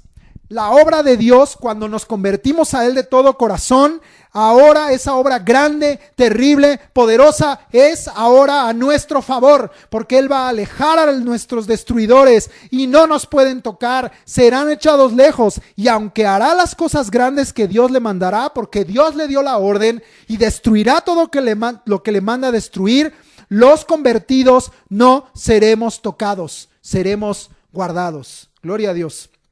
21. Tierra, no temas, alégrate y gózate, porque Jehová hará grandes cosas. El ejército que destruye va a hacer cosas grandes, pero cosas más grandes hará Jehová por nosotros. Es quitado el temor, es vuelta la alegría, ¿te acuerdas? El vino, el mosto, la higuera, es vuelto el gozo en el Dios Todopoderoso, que ahora obra su poder infinito a nuestro favor. Pero tenemos que hacer lo que está en el versículo 12 y 13. Versículo 22. Animales del campo, no temáis, porque los pastos del desierto reverdecerán, porque los árboles llevarán su fruto, la higuera y la vid darán sus frutos. Otra obra poderosa de parte de Dios. Dios hará reverdecer. Dios hará llevar fruto de la higuera, la dulzura, el buen fruto de la vid, el gozo. El Señor hará reverdecer todo esto en nosotros, en su tierra, en su pueblo. La tierra es bendecida por Dios y su pueblo es bendecido al recibir el fruto y prosperidad por la obra del Dios Todopoderoso. Versículo 23. Vosotros también, hijos de Sión, alegraos y gozaos en Jehová vuestro Dios, porque os ha dado la primera lluvia a su tiempo, y hará descender sobre vosotros lluvia temprana y tardía como al principio. Las salvaciones de Jehová y sobre tu pueblo sea tu bendición, Selah. Así dice el Salmo 3:8, ¿verdad? Las salvaciones de Jehová. ¿Y qué pasa con los que son salvados? Sobre tu pueblo sea tu bendición, Selah. Salmo 3:8. Es vuelto el pueblo de Dios al gozo, a la alegría, pero ¿en quién? En Jehová nuestro Dios.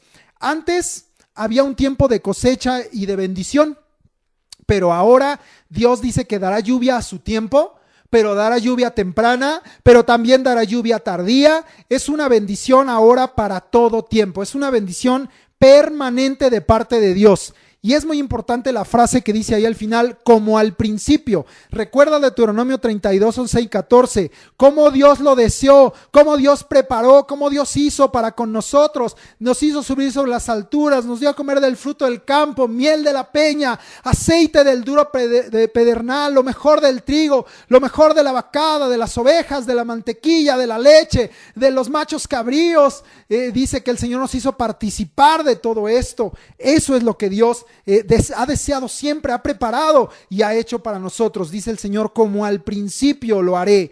El ejército destructor, habíamos visto ahí en Joel 2:3, convertirá, dice, Edén en un desierto. Ahí lo puedes ver en el 2:3. Tras él abrazará llama, como el huerto del Edén será la tierra delante de él, y detrás de él como desierto asolado.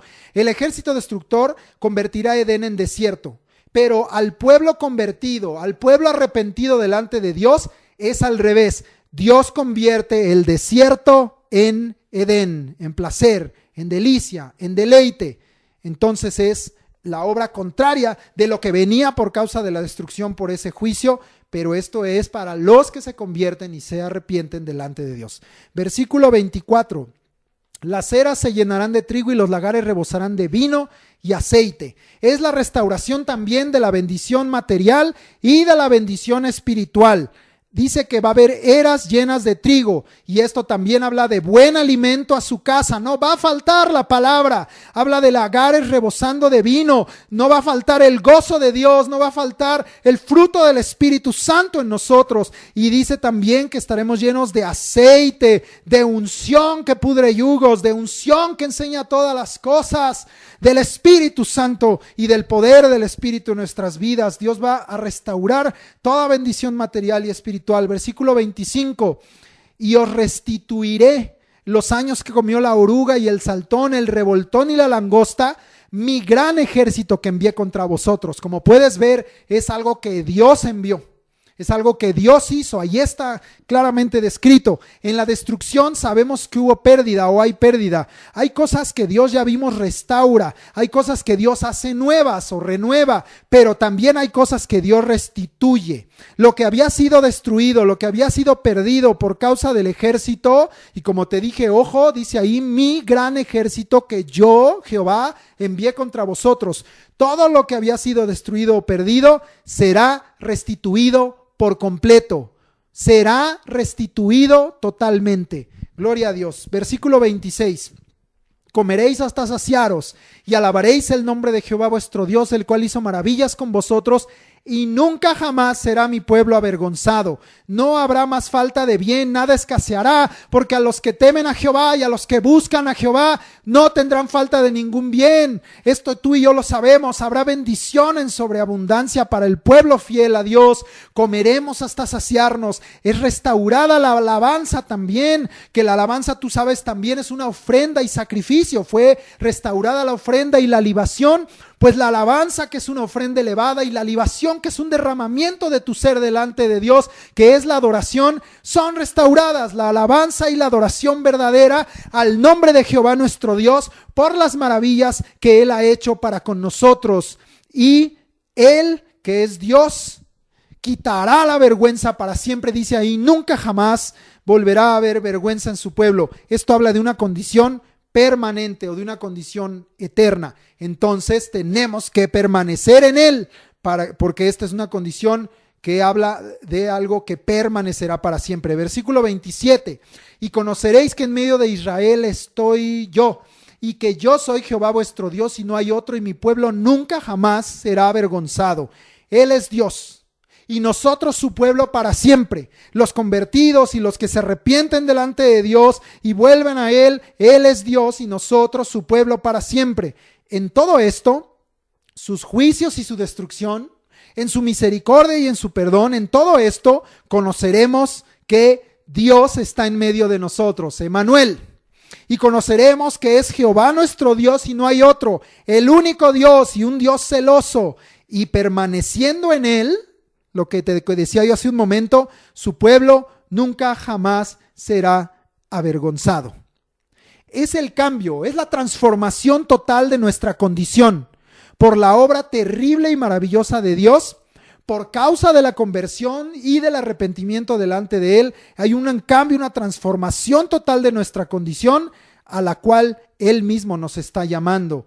Pues por eso pues ahora dice Jehová: convertíos a mí con todo vuestro corazón, con ayuno y lloro y lamento, rasgad vuestro corazón y no vuestros vestidos, y convertíos a Jehová vuestro Dios, porque misericordioso es y clemente, tardo para la ira y grande misericordia, y que se duele del castigo. Amén.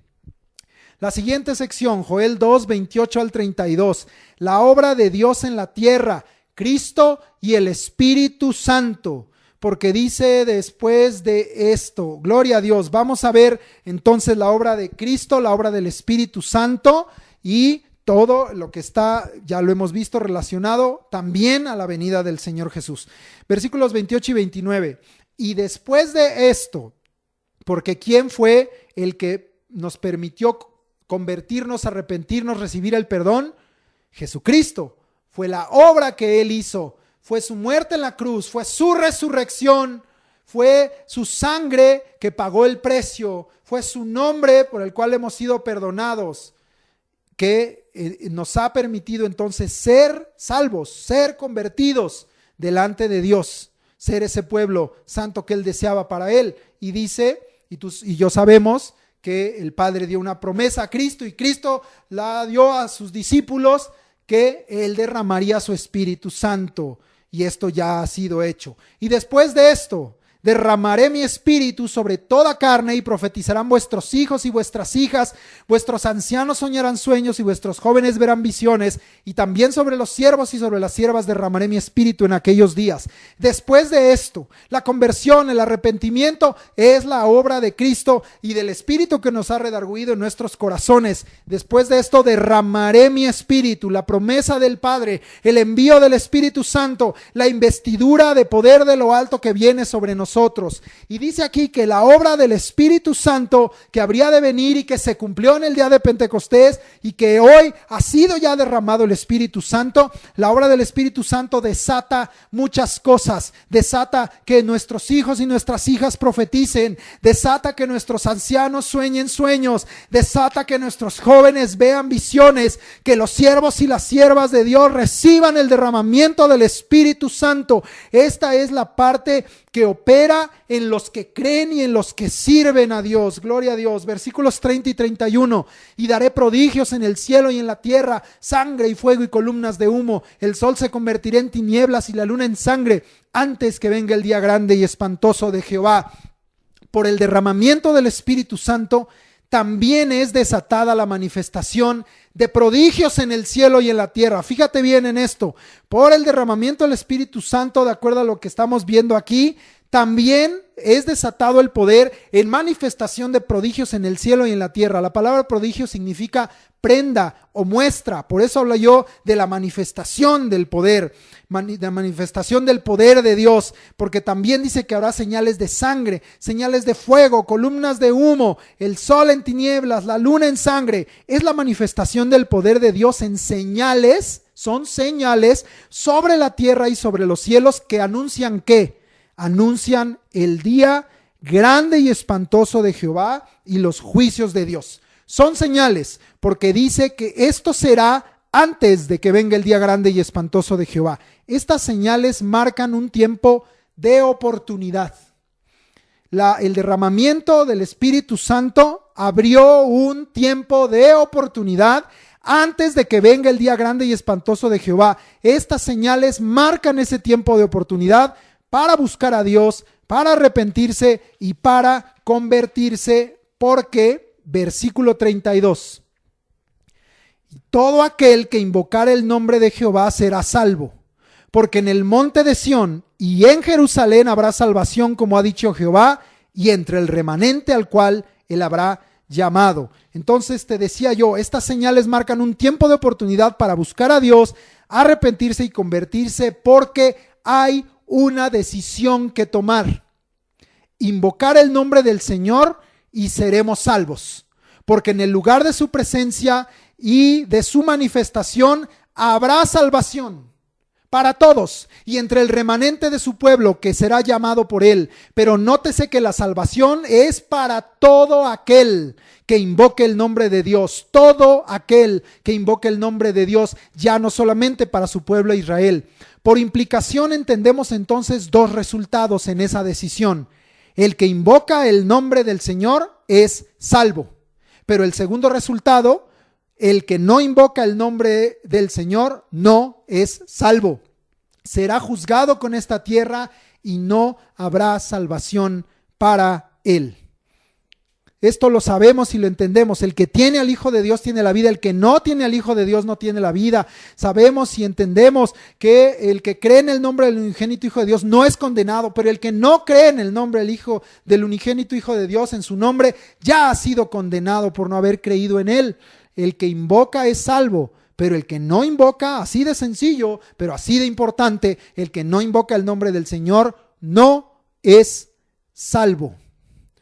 El apóstol Pedro, en Hechos, está escrito en Hechos 2, tú y yo sabemos esa predicación que él hace tomando precisamente estas palabras del profeta Joel. Tú sabes que Pedro, poniéndose en pie ahí en Jerusalén, hablándole no solo a varones judíos, sino a todos los que habitaban en Jerusalén, que ya había ahí mucha gente de otras naciones, porque la salvación es para todos, para judíos, para gentiles, y les pide que oigan sus palabras, y les dice, porque acababa de derramarse el Espíritu Santo sobre ellos, como vimos en esta palabra, se acababa de cumplir, ahí está en Hechos 2, el derramamiento del Espíritu Santo el día de Pentecostés, y algunos pensaban que estaban ebrios, pero Pedro les dice, no están ebrios, porque es el derramamiento del Espíritu Santo, y les dice estas palabras que acabamos de leer, que en los postreros días Dios derramaría su Espíritu sobre toda carne, y sus hijos profetizarían, sus jóvenes verían visiones, sus ancianos soñarían sueños,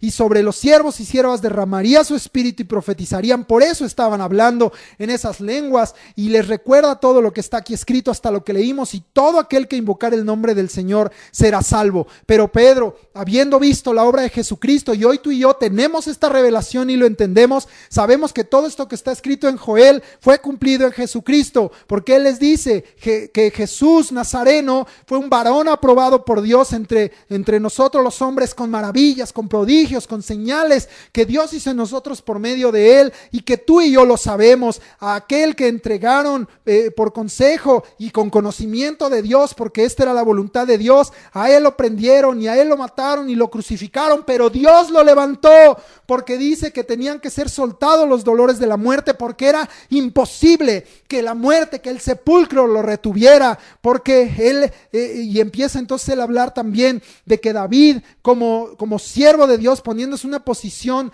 debajo de Dios, porque ellos sabían que David era de quien vendría, de ese linaje de David, de su descendencia, vendría el Mesías. Pero David mismo dice que él veía al Señor delante de él, y que se había gozado y se había alegrado su corazón, porque él sabía, está escrito en los Salmos, que no quedaría su alma en el Hades, refiriéndose al Mesías, ni se permitiría que el santo viera corrupción, sino que esto sería cumplido en el Mesías, sería cumplido en Jesucristo, y que de su descendencia, de la descendencia de David, Dios levantaría por el poder del Espíritu Santo al Cristo, al Mesías, al ungido, para que se sentara en el trono de Dios. Y esto hablaba de la resurrección de Cristo, y que el alma del Señor no sería dejada en el Hades, ni su carne vería corrupción, porque Él resucitó. Esto Pedro también se los dijo. Yo te estoy repitiendo el mensaje de Pedro para que entiendas que todo esto que está escrito en Joel es el cumplimiento de la obra de Dios en la tierra por medio de Jesucristo y por medio del Espíritu Santo,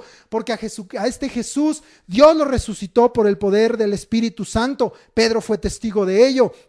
Y Dios lo exaltó hasta lo sumo. Dice que fue exaltado por la diestra de Dios, y que Dios, cuando Jesucristo se parte y es exaltado al cielo, les da la promesa del Padre, del Espíritu Santo. Y eso es lo que había sucedido en ese día. Había sido derramado el Espíritu Santo. Se había cumplido esta palabra que está escrita aquí en Joel, que acabamos de leer. Gloria a Dios. Y dice ahí en el versículo 36 de Hechos 2: sepa pues ciertísimamente toda la casa de Israel y todos los que estaban oyendo, nosotros gentiles, que a este Jesús, a quien vosotros crucificasteis, Dios le ha hecho Señor y Cristo. Dios le ha hecho Señor y Cristo. Y todo aquel que invocar el nombre de Jehová será salvo.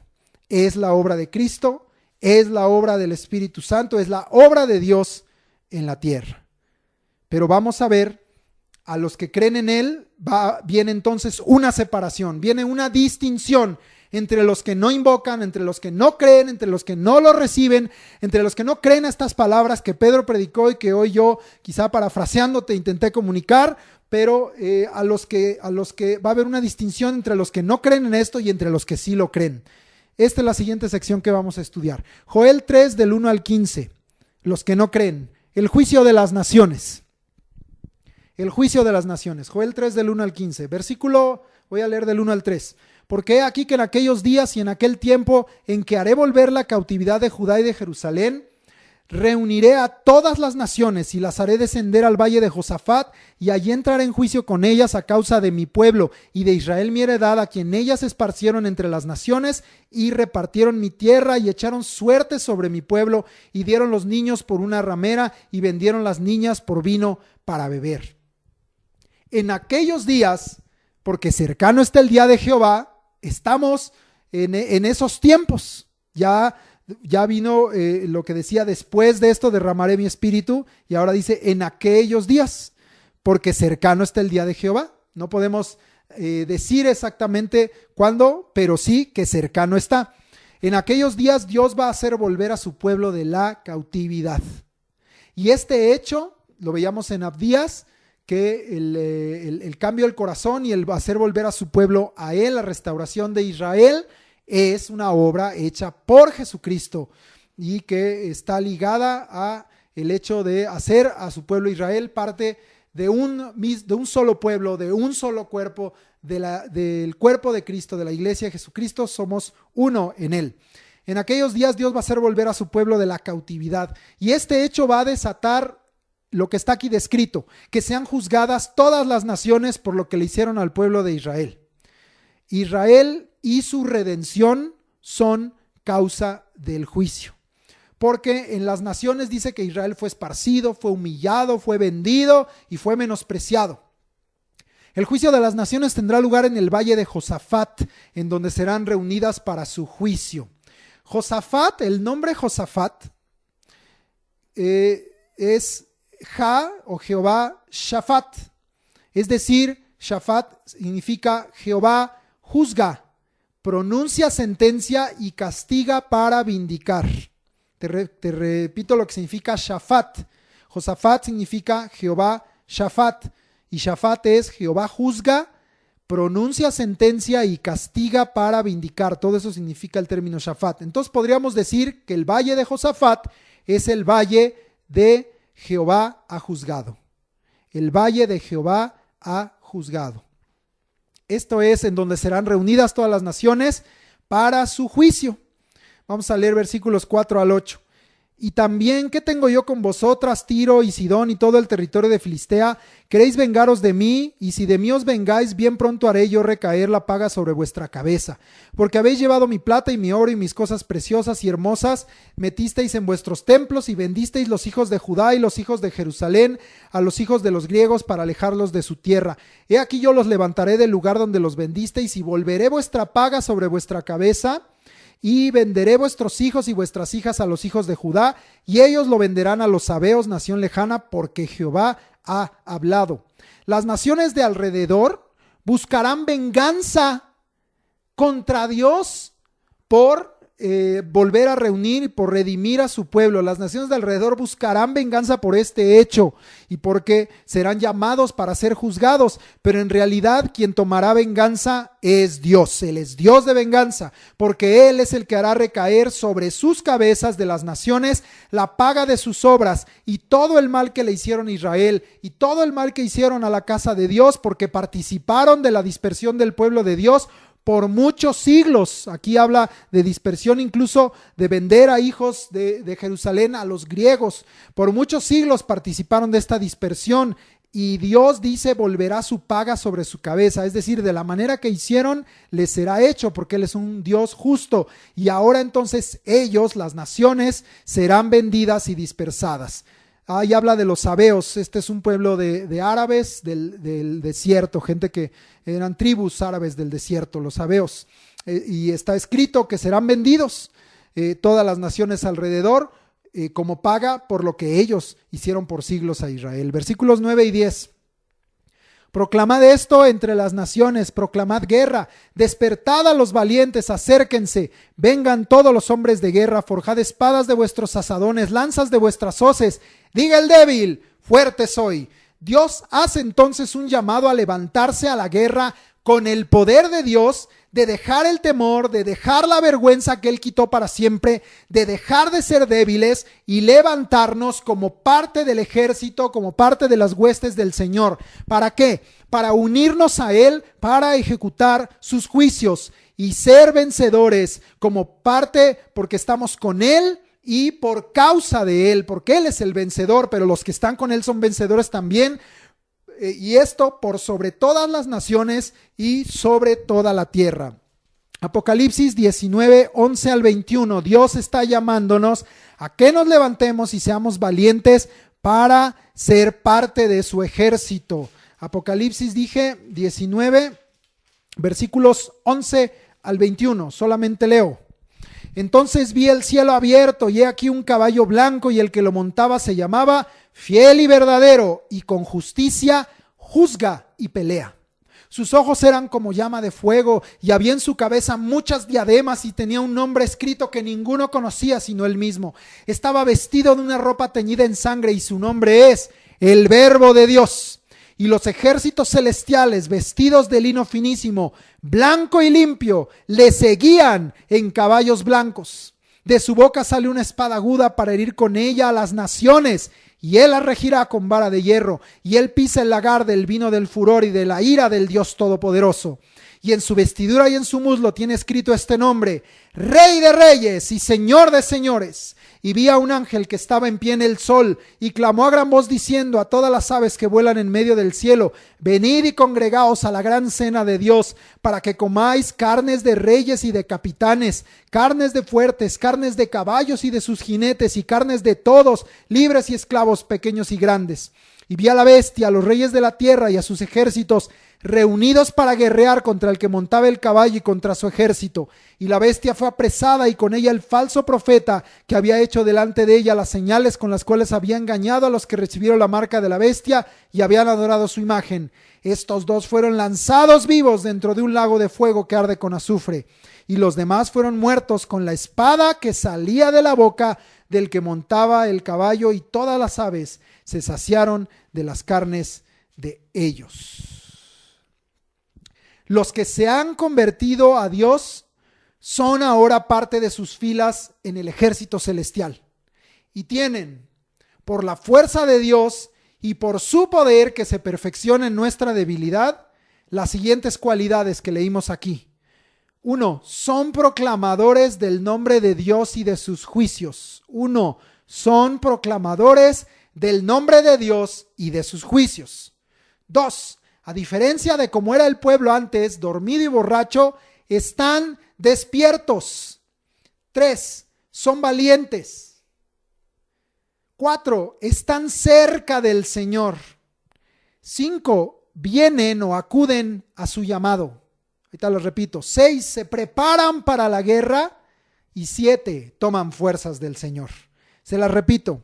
Estas son las cualidades de los que son parte de las filas del ejército celestial, de los que siguen al Señor.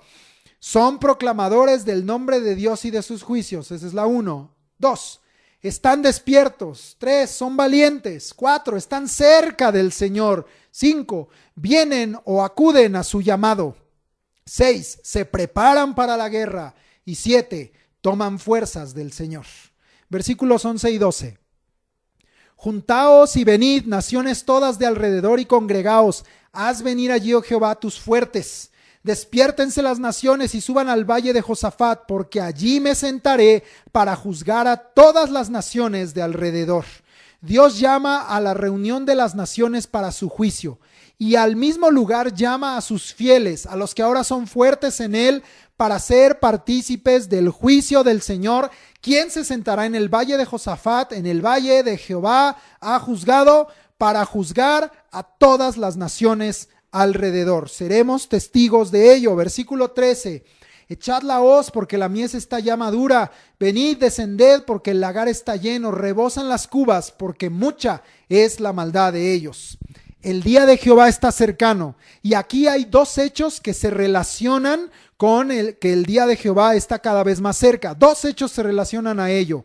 Uno, la mies está madura, entonces es tiempo de echar la hoz, es tiempo de cosechar los campos blancos del Señor porque el día de Jehová está cercano. Y dos, el lagar está lleno, las cubas rebosan porque la maldad es mucha.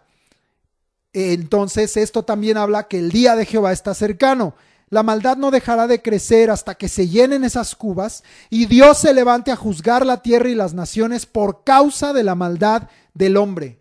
Mientras tanto, es tiempo de que los obreros vayamos a la mies, porque todavía hay oportunidad para que muchos se arrepientan y se conviertan, porque el día de Jehová está cercano y está ligado entonces a estos dos hechos, que la maldad seguirá creciendo y que es tiempo de que los obreros vayan a la mies. Versículo 14. Muchos pueblos en el valle de la decisión, porque cercano está el día de Jehová en el valle de la decisión. El valle de Josafat es llamado aquí el valle de la decisión. La palabra decisión en hebreo, charutz, es determinación. Entonces, en este punto, más que una decisión, como hablábamos arriba, de invocar o no el nombre del Señor, aquí está hablando de una determinación final, de una decisión final. La decisión de invocar o no, esa ya ha sido tomada por cada uno. Pero este valle de la decisión es más bien el valle de la determinación final. El juicio de Dios ante la decisión de los pueblos y de los hombres de invocar o de rechazar el nombre del Señor. Versículo 15. El sol y la luna se oscurecerán y las estrellas retraerán su resplandor. Todas las señales que marcan el hecho del día de Jehová, tenlo claro, sucederán sin lugar a dudas. El día de Jehová está cercano. Decía yo que había en esta parte final del capítulo 3 los dos escenarios, los dos caminos, las dos decisiones. El juicio de las naciones, pero el segundo es la esperanza de su pueblo. Joel 3 del 16 al 21, la esperanza de su pueblo. Versículo 16. Y Jehová rugirá desde Sión y dará su voz desde Jerusalén, y temblarán los cielos y la tierra, pero Jehová será la esperanza de su pueblo y la fortaleza de los hijos de Israel. Dios, como león de la tribu de Judá. ¿Dónde está escrito eso? En Apocalipsis 5:5 dice, y uno de los ancianos me dijo, no llores, he aquí que el león de la tribu de Judá, la raíz de David, ha vencido para abrir el libro y desatar sus 7 sellos. Dios, como león de la tribu de Judá, en su calidad de vencedor, porque ahí dice en Apocalipsis que él ha vencido, ruge y emite su voz, y esto es lo que hace temblar, conmover los cielos y la tierra. Pero para su pueblo, para los que se han convertido, para los que se han arrepentido delante de él, para los que han recibido el Espíritu Santo, él es su esperanza y él es su fortaleza. Por lo tanto, su pueblo está firme, está seguro en él. La voz de Dios para la tierra y para las naciones es temible, es de juicio, causa que se conmuevan, que tiemblen. Pero la voz de Dios para su pueblo que está con él, para el pueblo que está con él, la voz de Dios es victoria, es seguridad, es confianza y es paz, porque estamos del lado del vencedor. Versículo 17. Y conoceréis que yo soy Jehová, vuestro Dios, que habito en Sión, mi santo monte, y Jerusalén será santa, y extraños no pasarán más por ella. Dios vendrá y hará habitación con los suyos, así lo dijo Jesucristo. Vendremos y haremos morada con Él a los que amamos su palabra. Dios vendrá y hará habitación con los suyos en el lugar que Él escogió para manifestar su presencia y su gloria, en su santo monte, en el monte de Sión, en Jerusalén. Dios gobernará, amén. Y por causa de su presencia y por causa de su santidad, su monte será santo. Y todos los que estén ahí estaremos en santidad, seremos santos, y nadie más podrá tocarlo o acercarse. Nadie que no esté en la santidad de Dios no podrá acercarse ni tocarlo, porque aquí Dios los llama extraños. Dios no los conoce a los que no están en santidad, porque sin santidad nadie verá al Señor. A los que no estén en santidad con Él los llama extraños, no los conoce el Señor. Versículo 18, sucederá en aquel tiempo que los montes destilarán mosto y los collados fluirán leche, y por todos los arroyos de Judá correrán aguas, y saldrá una fuente de la casa de Jehová y regará el valle de Sittim. En su presencia, ¿qué dice el Salmo 16:11 al final? En su presencia hay plenitud de gozo y delicias a su diestra para siempre, ¿verdad? En la presencia de Dios, en el lugar donde Él se ha manifestado para gobernar y para juzgar sobre todas las naciones de la tierra, los montes darán mosto, los collados fluirán leche, de los ríos correrán aguas, y saldrá una fuente de la casa de Dios que dice que regará el valle de Sittim. El valle de Sittim está al oriente de Jerusalén, es parte del valle del Cedrón, hacia el oriente de Jerusalén. Y te voy a describir, ese río también está descrito en Ezequiel 47. Te voy a leer algunos de estos versículos en Ezequiel 47, versículos 1, 8, 9 y 12. 1, 8, 9 y 12 de Ezequiel 47. Me hizo volver luego a la entrada de la casa, y he aquí aguas que salían de debajo del umbral de la casa. ¿Hacia dónde? Hacia el oriente. ¿Dónde estaba el valle de Sittim? Hacia el oriente. Porque la fachada de la casa estaba al oriente, y las aguas descendían de debajo hacia el lado derecho de la casa, al sur del altar. Versículo 8 y 9. Y me dijo: estas aguas salen a la región del oriente y descenderán al Arabá y entrarán en el mar, y entradas en el mar recibirán sanidad las aguas, y toda alma viviente que nadare por donde quiera que entrar en estos dos ríos vivirá. Y habrá muchísimos peces por haber entrado allá estas aguas, y recibirán sanidad, y vivirá todo lo que entrare en este río. Versículo 12. Y junto al río en la ribera, a uno y otro lado, crecerá toda clase de árboles frutales. Sus hojas nunca caerán, ni faltará su fruto. A su tiempo madurará, porque sus aguas salen del santuario, y su fruto será para comer, y su hoja para medicina. Y esto que vemos aquí descrito en Joel, y que lo vemos descrito también en Ezequiel, que sucederá, también en el cielo va a haber un río, y también en el cielo va a haber ese árbol, en este caso el árbol de la vida, cuyas hojas serán para sanidad de las naciones, así como será ahí en el santo monte del Señor. Te leo rápidamente Apocalipsis 22, 1 y 2. Después me mostró un río limpio de agua de vida, resplandeciente como cristal, que salía del trono de Dios y del Cordero. En medio de la calle de la ciudad, y a uno y otro lado del río, estaba el árbol de la vida, que produce 12 frutos, dando cada mes su fruto, y las hojas del árbol eran para la sanidad de las naciones. En el cielo saldrá también un río del trono de Dios. Gloria a Dios. Regresamos a Joel y leemos versículos 19 al 21. Egipto será destruido, y Edom será vuelto en desierto asolado por la injuria hecha a los hijos de Judá, porque derramaron en su tierra sangre inocente. Tenemos ahorita muy claro esto. Pero Judá será habitada para siempre, y Jerusalén por generación y generación, y limpiaré la sangre de los que no había limpiado, y Jehová morará en Sión. A diferencia de su pueblo, 1. Egipto, que representa el mundo, será destruido. El que permanezca en el mundo también será destruido con él. Y 2. Edom, el pueblo soberbio, que era originalmente pueblo de Dios, pero que es pueblo soberbio y que es aborrecido por Dios, el pueblo que no será más, dice, será asolado. Ahí hay dos escenarios que son diferentes a la esperanza del pueblo de Dios. Egipto, el mundo será destruido, y Edom, el pueblo soberbio, que ya no será más, será asolado. Pero el pueblo de Dios, el pueblo verdadero, fiel y santo, dice aquí que habitará confiado para siempre y será limpiado por el Señor, y Dios morará con su pueblo para siempre. Amén. El día de Jehová está cercano. La destrucción y el juicio de las naciones vendrán junto con él, con el día de Jehová. Pero también está cercano el Dios misericordioso y clemente, que desea ser la esperanza de su pueblo, y que con estas palabras nos advierte y nos llama a arrepentirnos y a convertirnos a Él, creyendo en la obra de Jesucristo y en la obra del Espíritu Santo de Dios, para ser perdonados y para ser salvados.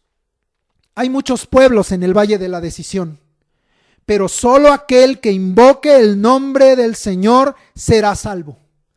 Teme a Dios, arrepiéntete y conviértete a Él, porque el día del Señor está cerca, así como cerca está la venida del Señor Jesucristo para ejecutar los juicios de Dios.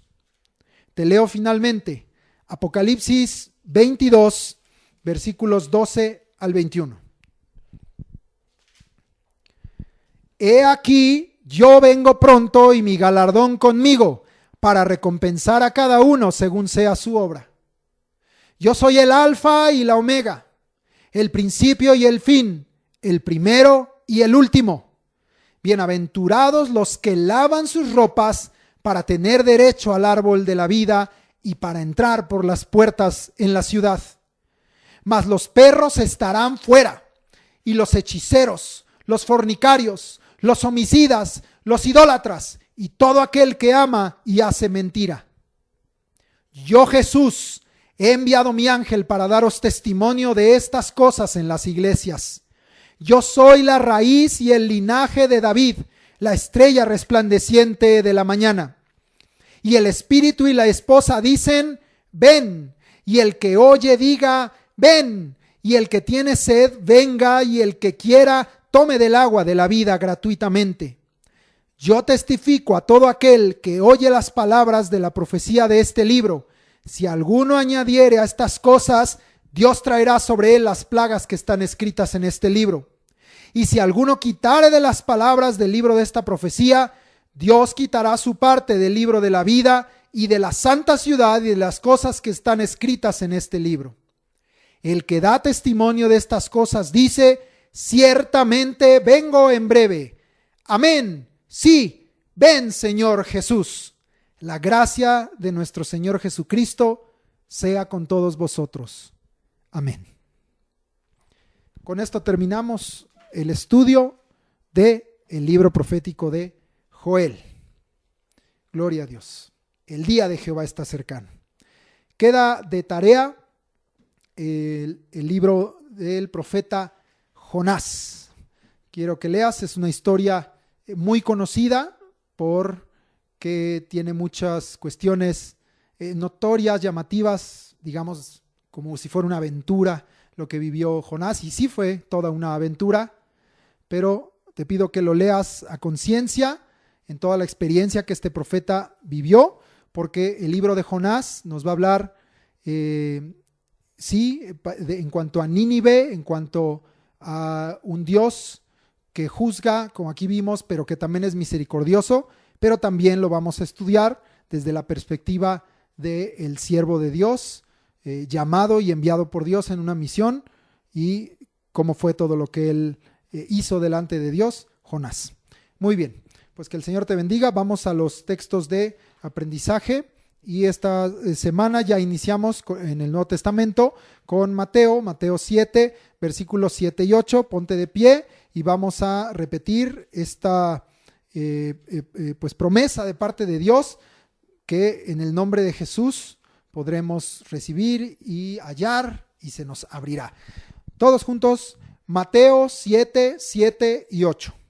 Pedid y se os dará, buscad y hallaréis, llamad y se os abrirá, porque todo aquel que pide, recibe, y el que busca, halla, y al que llama, se le abrirá.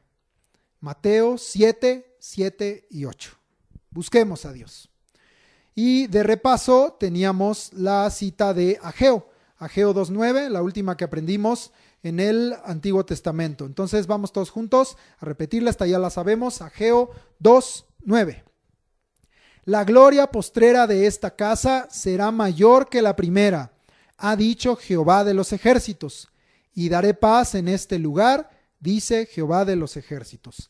Ageo 2.9. Amén. Ahora vamos de nueva cuenta al Evangelio de Mateo, capítulo 18, versículos 19 y 20, en donde se encuentra la nueva cita de aprendizaje. Mateo 18, 19 y 20 dice: Otra vez os digo, que si dos de vosotros se pusieren de acuerdo en la tierra acerca de cualquiera cosa que pidieren, les será hecho por mi Padre que está en los cielos. Porque donde están 2 o 3 congregados en mi nombre, allí estoy yo en medio de ellos. Mateo 18, 19 y 20. Amén. Y queda de repaso Mateo 7, 7 y 8 y el libro de Jonás. Que Dios te bendiga. Y seguimos con gozo y alegría escudriñando la palabra de Dios y escuchando la voz del Espíritu Santo en este día hermoso que Él nos ha dado. Dios te bendiga en el nombre de Jesús. Amén.